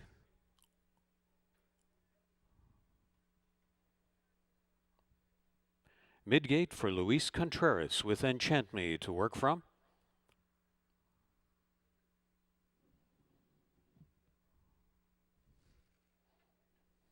Bold Victory takes 7-1 action. Tecumseh's War and Emma Jane Wilson. 7 in and just 2 to go.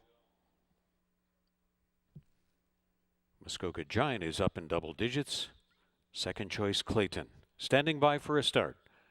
They're off in the 85th running of the Prince of Wales Stakes at Fort Erie Racetrack.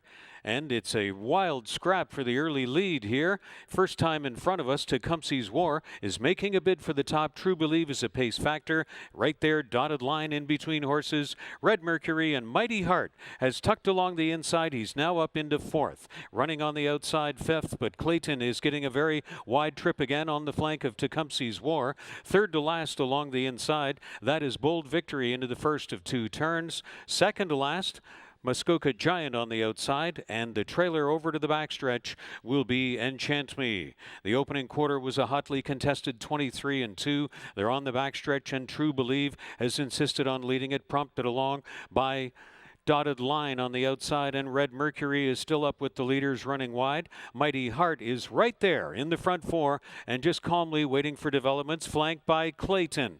So Mighty Heart and Clayton run 4th and 5th side by side in the backstretch. As they go to the last turn, this speed affair continues up front. Red Mercury, True Believe, and Dotted Line. Clayton is ready to make a move. Mighty Heart is still in the front 5. There goes Clayton. Clayton is out widest of all, and Clayton looms bold and circles up for the final turn lead after a half in 47-1 and 3/4 111-2. The top of the stretch leader in the 85th running of the Prince of Wales Stakes is Clayton. Mighty Heart now is angled off the fence and comes to call on the outside. Clayton is asked to dig deep. Here on the outside comes Mighty Heart. Mighty Heart very calmly on the outside with no urging from Daisuke Fukumoto. He glides right on by. He was never worried. Mighty Heart, mightiest again. He's 2/3 of the way to the Canadian Triple Crown. Mighty Heart easily handled Clayton. And then back to Dotted Line and a late running Bold Victory. 155-2, and Mighty Heart made it look mighty easy in the Prince of Wales Stakes.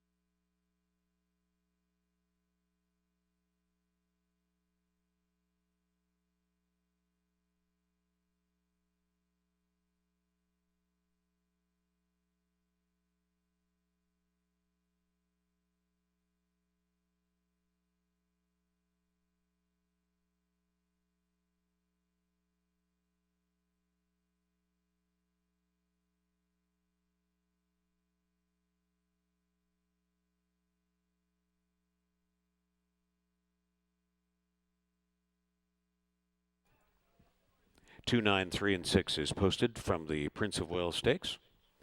With the race times recap, 23 and 2, the half in 47 and 1. 6 furlongs in 111 and 2, the mile rating 136, and the mile in 3/16, 155 and 2. Mighty Heart, when posted official.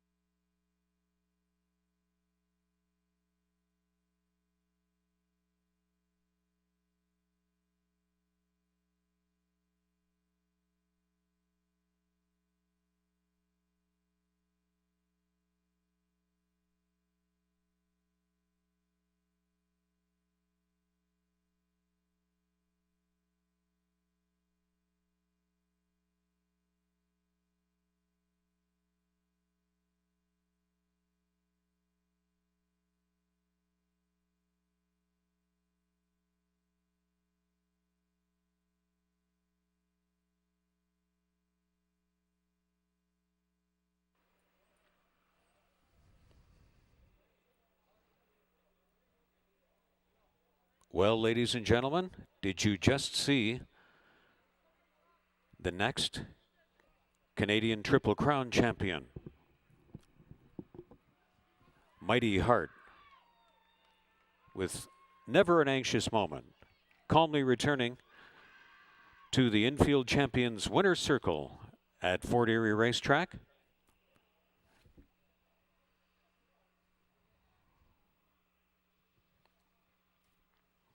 The 3-year-old bay colt by Dramedy from Emma's Bullseye by City Place.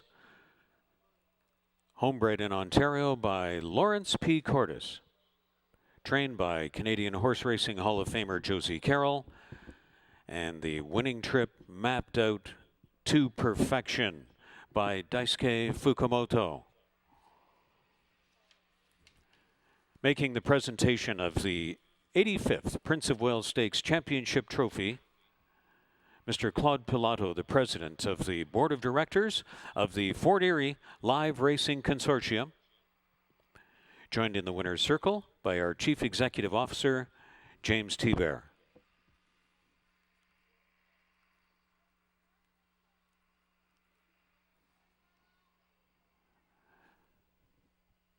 There's Josie Carroll, Daisuke Fukumoto, and Mighty Heart.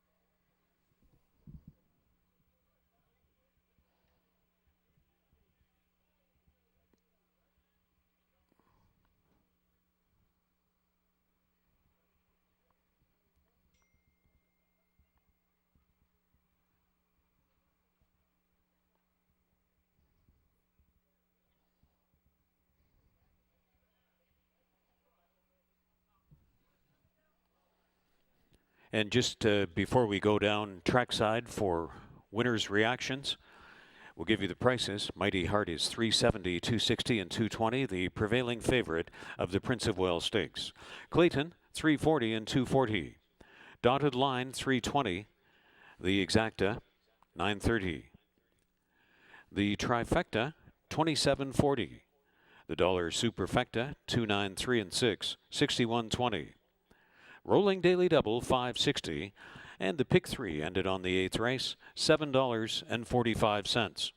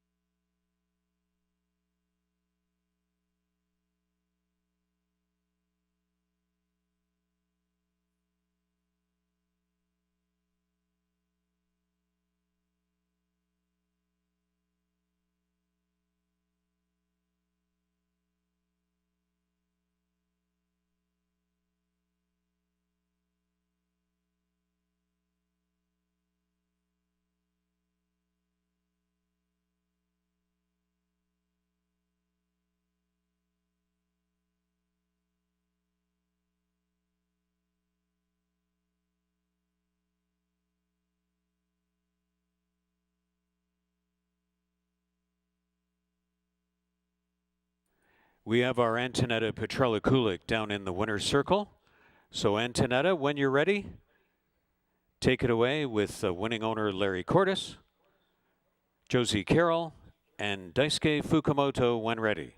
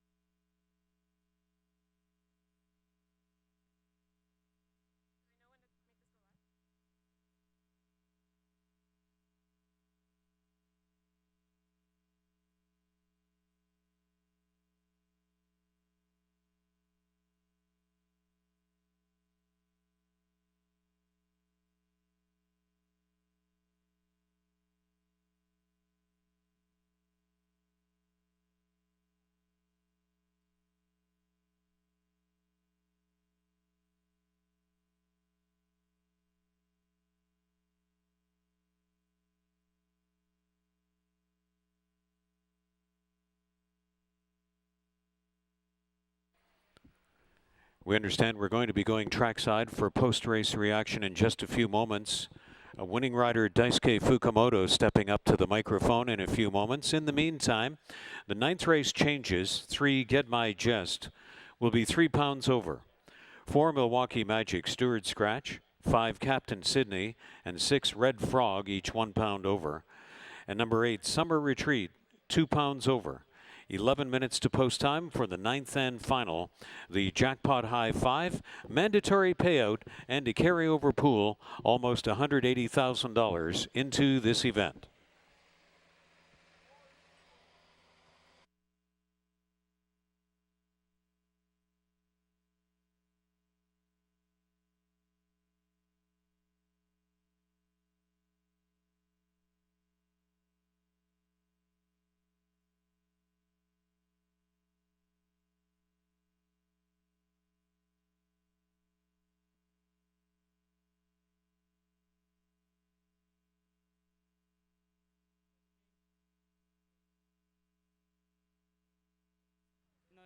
He can take a relax. So today I just change a little tactic. Then when I ask the quarter pole, then he fly again. You know.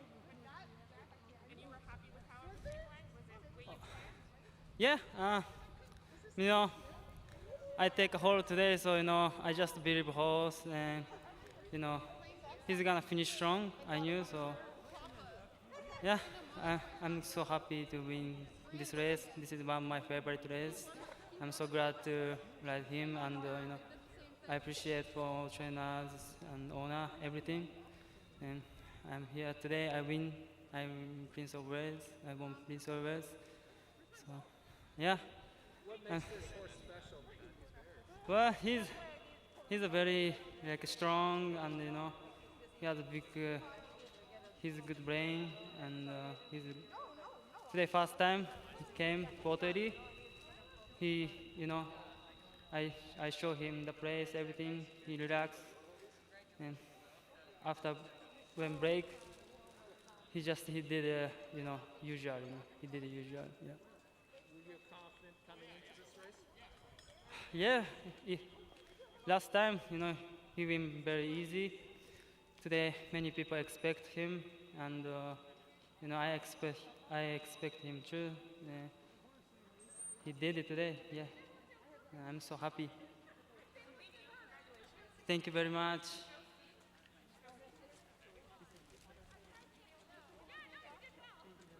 Thank you, Daisuke. Good job.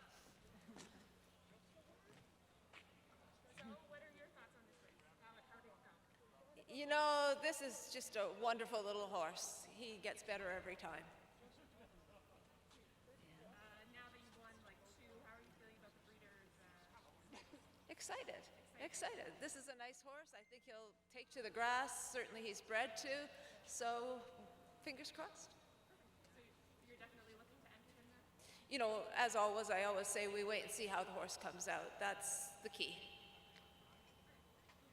Yeah, can you speak to this family connection? It was a really exciting afternoon for everyone. How was horse racing? You know, it makes it very special when you get this whole family together that are having so much fun. It brings the life back to this, to the sport, to the racing. They don't get a lot of opportunities to have this kind of horse, and hopefully they'll have some more. Thank you so much, Josie. Congratulations. Larry, do you want to say a couple words? Yes. All right, Larry, how are you feeling now? Overwhelmed. That's a good word. A gift. This horse is a gift to me, my family, and everybody who loves racing. You know, he's handicapped from day one. His future looked bleak at 2 weeks old because of the injury, but we had faith in him from the day he stepped foot on the track. A wonderful animal with an incredible disposition. He sure has got what it takes. You know, desire, big heart, somewhat of an iron horse. I mean, we've got to remember that it's only 17 days since the Queen's Plate. That's rather short after running a mile and a quarter. We had wished it was a mile and, or 4 weeks. But Josie said to me, he's come back almost like he didn't run in the Queen's Plate. And the groom as well said he's doing well and very fit. And my granddaughter who treats the horse with magnetic therapy said the same thing. This horse is in incredible condition.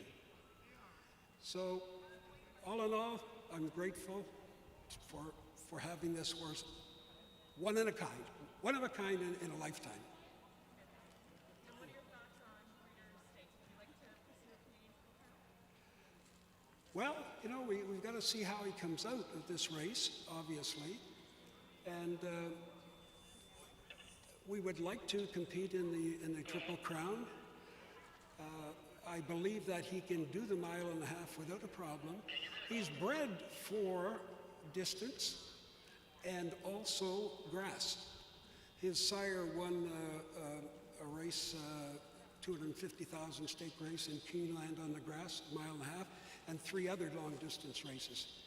It was interesting, one of the reasons I chose Dramedy, and there were about 3 or 4 reasons, was he got hurt in a trailer accident as a yearling. Despite having a back injury, he came out and performed reasonably well before he had to give up because of the arthritis in his back. So I thought, my God, if this horse has got that, maybe he can pass that on along with his endurance and the love of grass. So, Fantastic. Well, congratulations again. Thank you so much. And we loved having you guys here. right. And I thank everybody.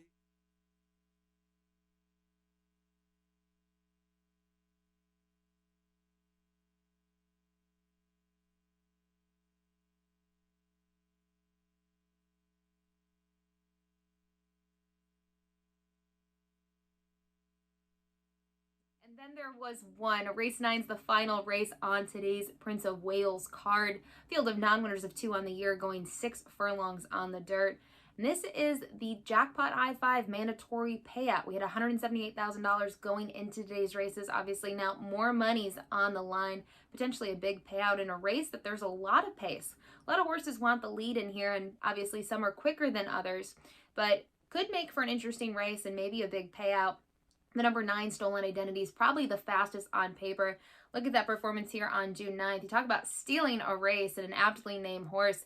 Won by 16 lengths, or nearly 16 lengths in the end, with an 83 Beyer speed figure. I mean, just opened up on the field from the get-go and said goodbye. And I do realize that was $3,000 claimers, but even in the races since then, had a 4th place finish here, a 3rd place finish at Woodbine, and most recently with Emma Jane Wilson aboard, took them gate to wire while in for a $4,500 tag, going 5 furlongs. So seeing that huge dirt performance here, have a lot of confidence in this horse, but I will say I do think he's going to be pressured early on.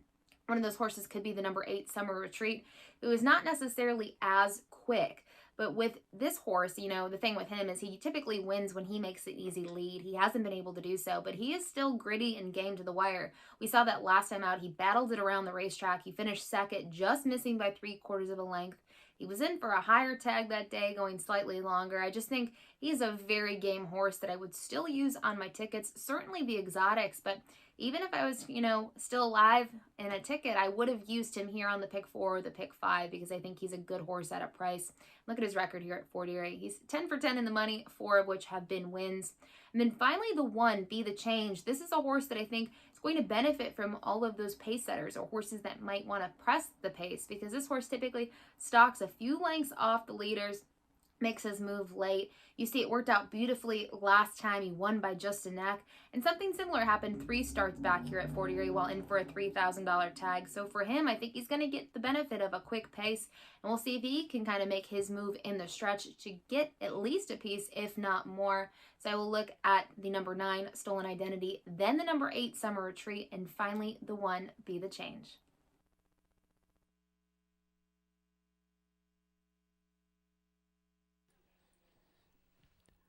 I want to thank my colleagues Ashley Mayu and Greg Blanchard for their insights and coverage, adding greatly to our Prince of Wales Stakes program this day. Horses are on their way to the track for the ninth and final race. Now, this is the scene of the Jackpot High 5. We had a carryover of almost $180,000 coming into the event, and already over $150,000 in new money has come into the Jackpot High 5 pool today. So the Jackpot High 5 pool is now approaching $350,000 heading into the ninth race.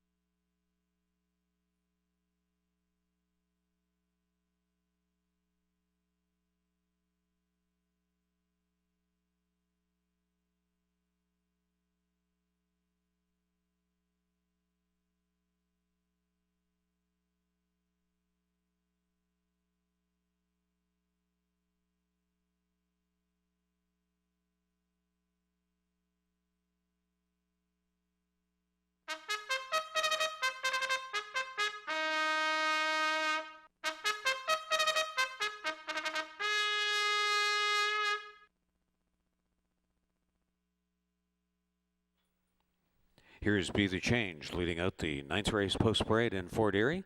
Owned and trained by Joe Humber. The ride to Chris Husbands. Stormy Leo, number 2, conditioned by Barrington Cito for Ian D'Souza. The jockey is Hanatumi.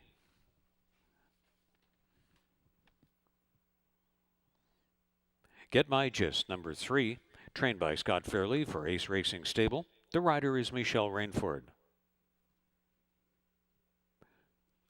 Number 4 was scratched. 5 is Captain Sydney. Jeffrey Alderson is up for owner and trainer Doug Carter. Red Frog, number 6. Trained by Ashley Bernass for Colebrook Farms. The rider is Sunny Singh. Ami's Boy racing with inserts. Owned and trained by Jeff Voice. Melanie Pinto aboard. Ami's Boy 7 racing with inserts.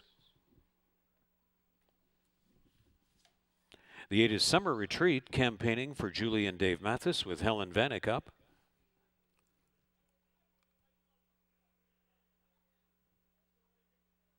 And number 9, Stolen Identity, to complete this field.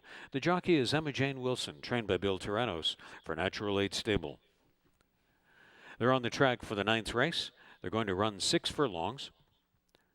It is a Jackpot High 5 mandatory payout event. The combined new money today and carryover pool approaching $350,000 as we move up to post time. Also on this event, Superfecta, Trifecta Exacta, Win Place and Show Wagers, ninth and final coming up from Fort Erie.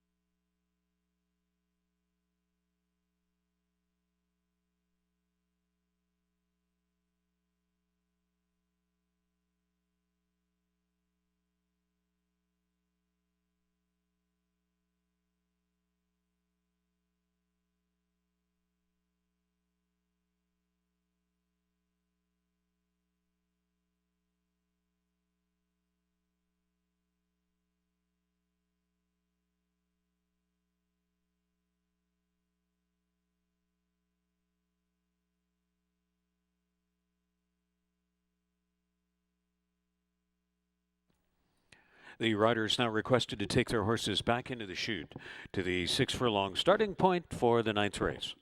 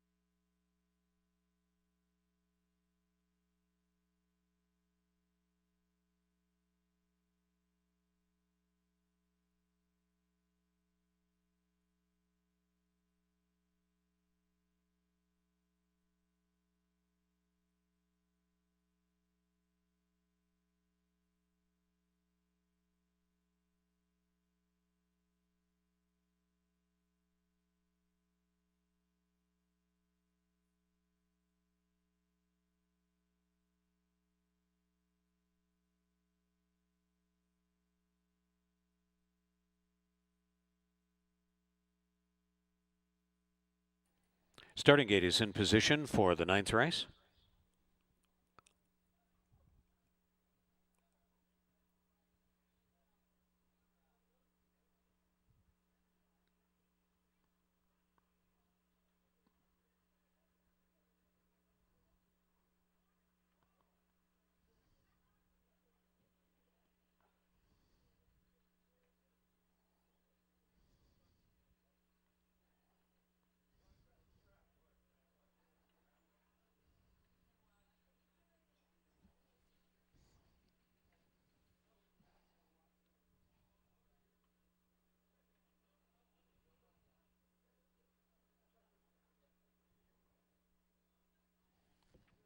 They're approaching the gate for the 9th race.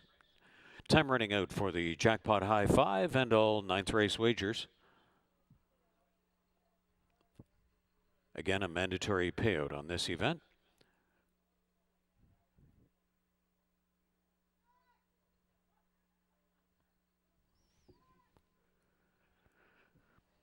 Be the Change is first to step in.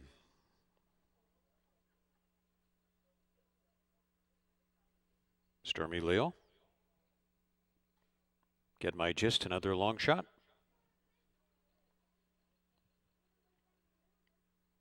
Captain Sydney taking 7-1 action.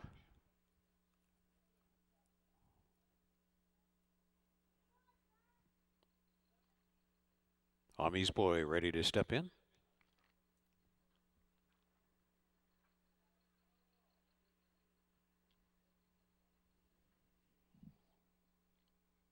Summer Retreat. Favored Stolen Identity. So just the 6th stall to go for Red Frog. Red Frog goes in. Stand by for a start. Race 9 at the post. They're off. Coming out from the outside was Summer Retreat, Captain Sydney in the middle. Red Frog is flashing speed, and from widest of all, Stolen Identity endeavors to move up with the leaders. As they run along the backstretch, it's Red Frog and Stolen Identity. Summer Retreat is now back in 3rd, and Ami's Boy endeavors to move up on the extreme outside. Checked and taken to the back of the group was Captain Sydney. He is just in behind Be the Change going into the turn, and Stormy Leo is 2nd to last, and back there trailing is Captain Sydney. So they'll race into the turn with Red Frog and Stolen Identity having a long, hard battle on the lead. Summer Retreat is a non-threatening 3rd at this stage, around to the head of the stretch, and Ami's Boy has improved again. Be the Change is off the fence from 5th to the top of the stretch. It's still Stolen Identity battling with Red Frog. Ami's Boy 3rd, they're in the lane. And it is Stolen Identity, the hot favorite, getting all he can handle from Red Frog. Captain Sydney has come come from an enormously long way back, is picking them off. Here comes Captain Sydney. Captain Sydney sweeps up to win, and here's the place battle. Down on the inside, Stormy Leo was looking for second against Be the Change on the outside. That's a place photograph. Then Red Frog against Stolen Identity, Captain Sydney, and Jeffrey Alderson will score the 9th race 9-1 upset in Fort Erie.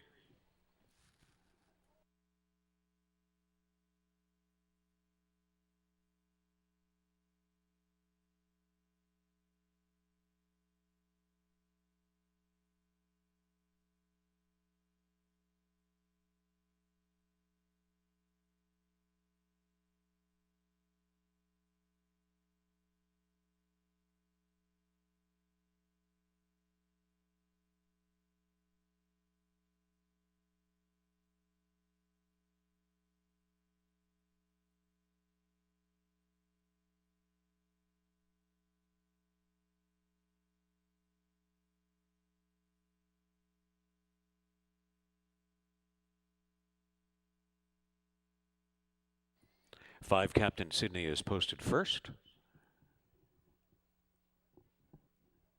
And then for the rest of the jackpot high, 5 photos involving 1, 2, 6, and 9.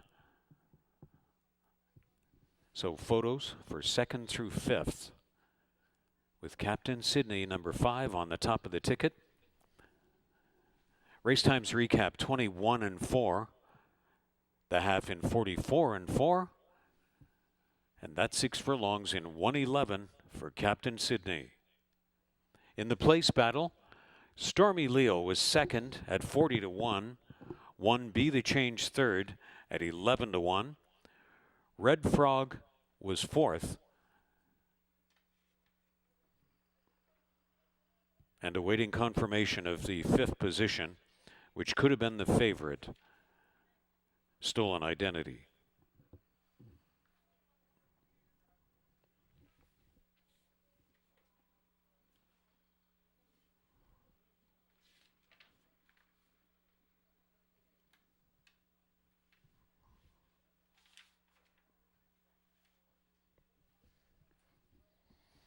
Here's the 9th race winner in Fort Erie.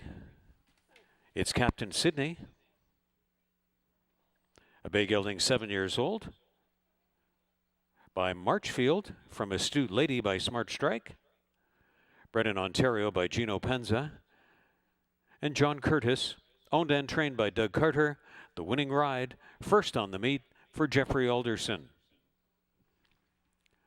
Sitting way off a very fast pace, Captain Sydney comes on to win in the 9th race in 1:11 when it's posted official.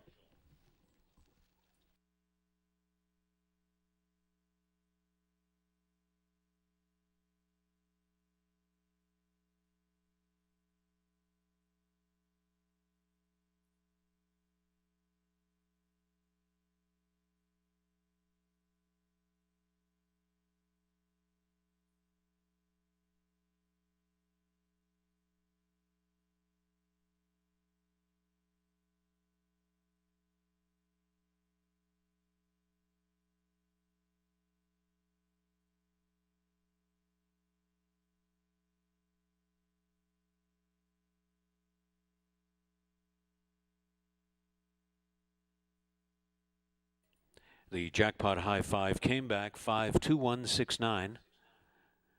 And the $1 return on the jackpot high 5 is $38,289.15.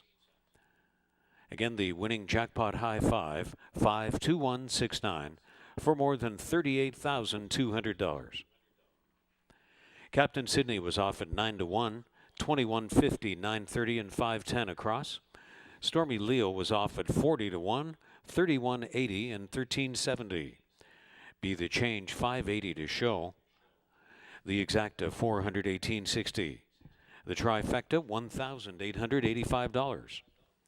The Dollar Superfecta $4,258.70. The program's last dollar pick 3, $46.35. The late pick 4, $123.30. and the $1 Pick 5, $559.50. And it was a mandatory jackpot high 5 with the $1 ticket, combination 52169, $38,289.15.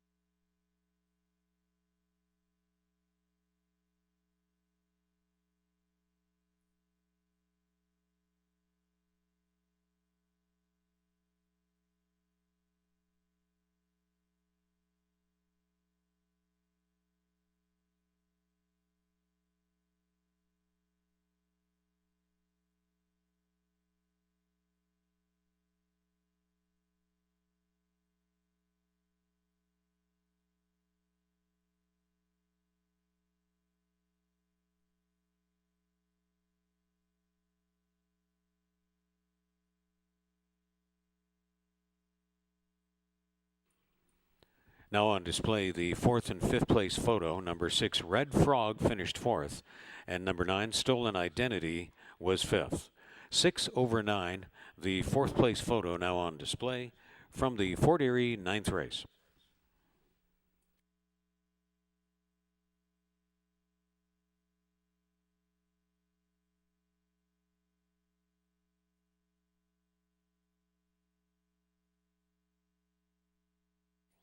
We had a claim out of the 9th race. Number 9, Stolen Identity, claimed for $4,500 by Bruno Schickadance, going to new trainer Elliott Sullivan. Bruno Schickadance claims 9 Stolen Identity for $4,500, going to the shed row of trainer Elliott Sullivan.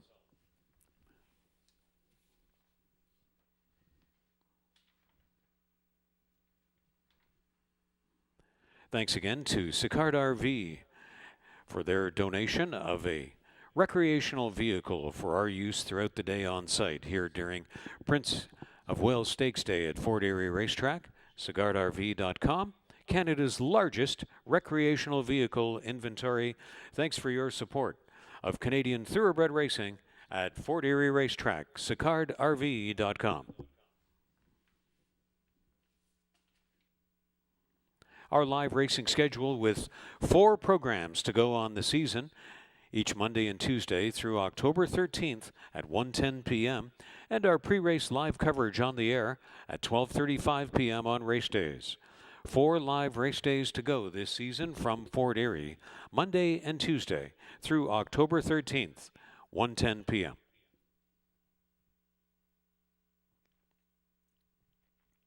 Our weekly highlights and replay show is on Your TV Niagara every Thursday at 8 p.m.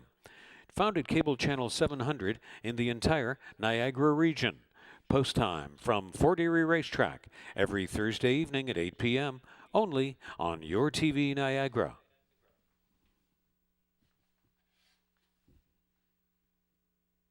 FortErieRacing.com has our live stream, the replays, the Ashley Mayu free daily tip sheet, racing schedule, statistics, and much more, now live in HD. FortErieRacing.com.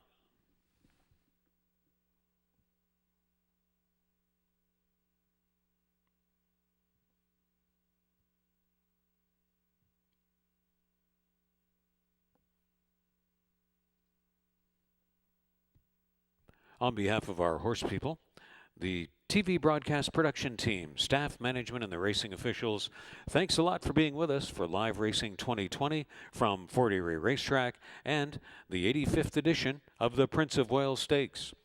Live racing resumes next Monday and Tuesday, post time 1:10 p.m. 4 programs remain on the season through October 13th. Have a great week ahead. We hope to see you again for live racing next Monday and Tuesday. Good evening from Fort Erie Racetrack, FortErieRacing.com.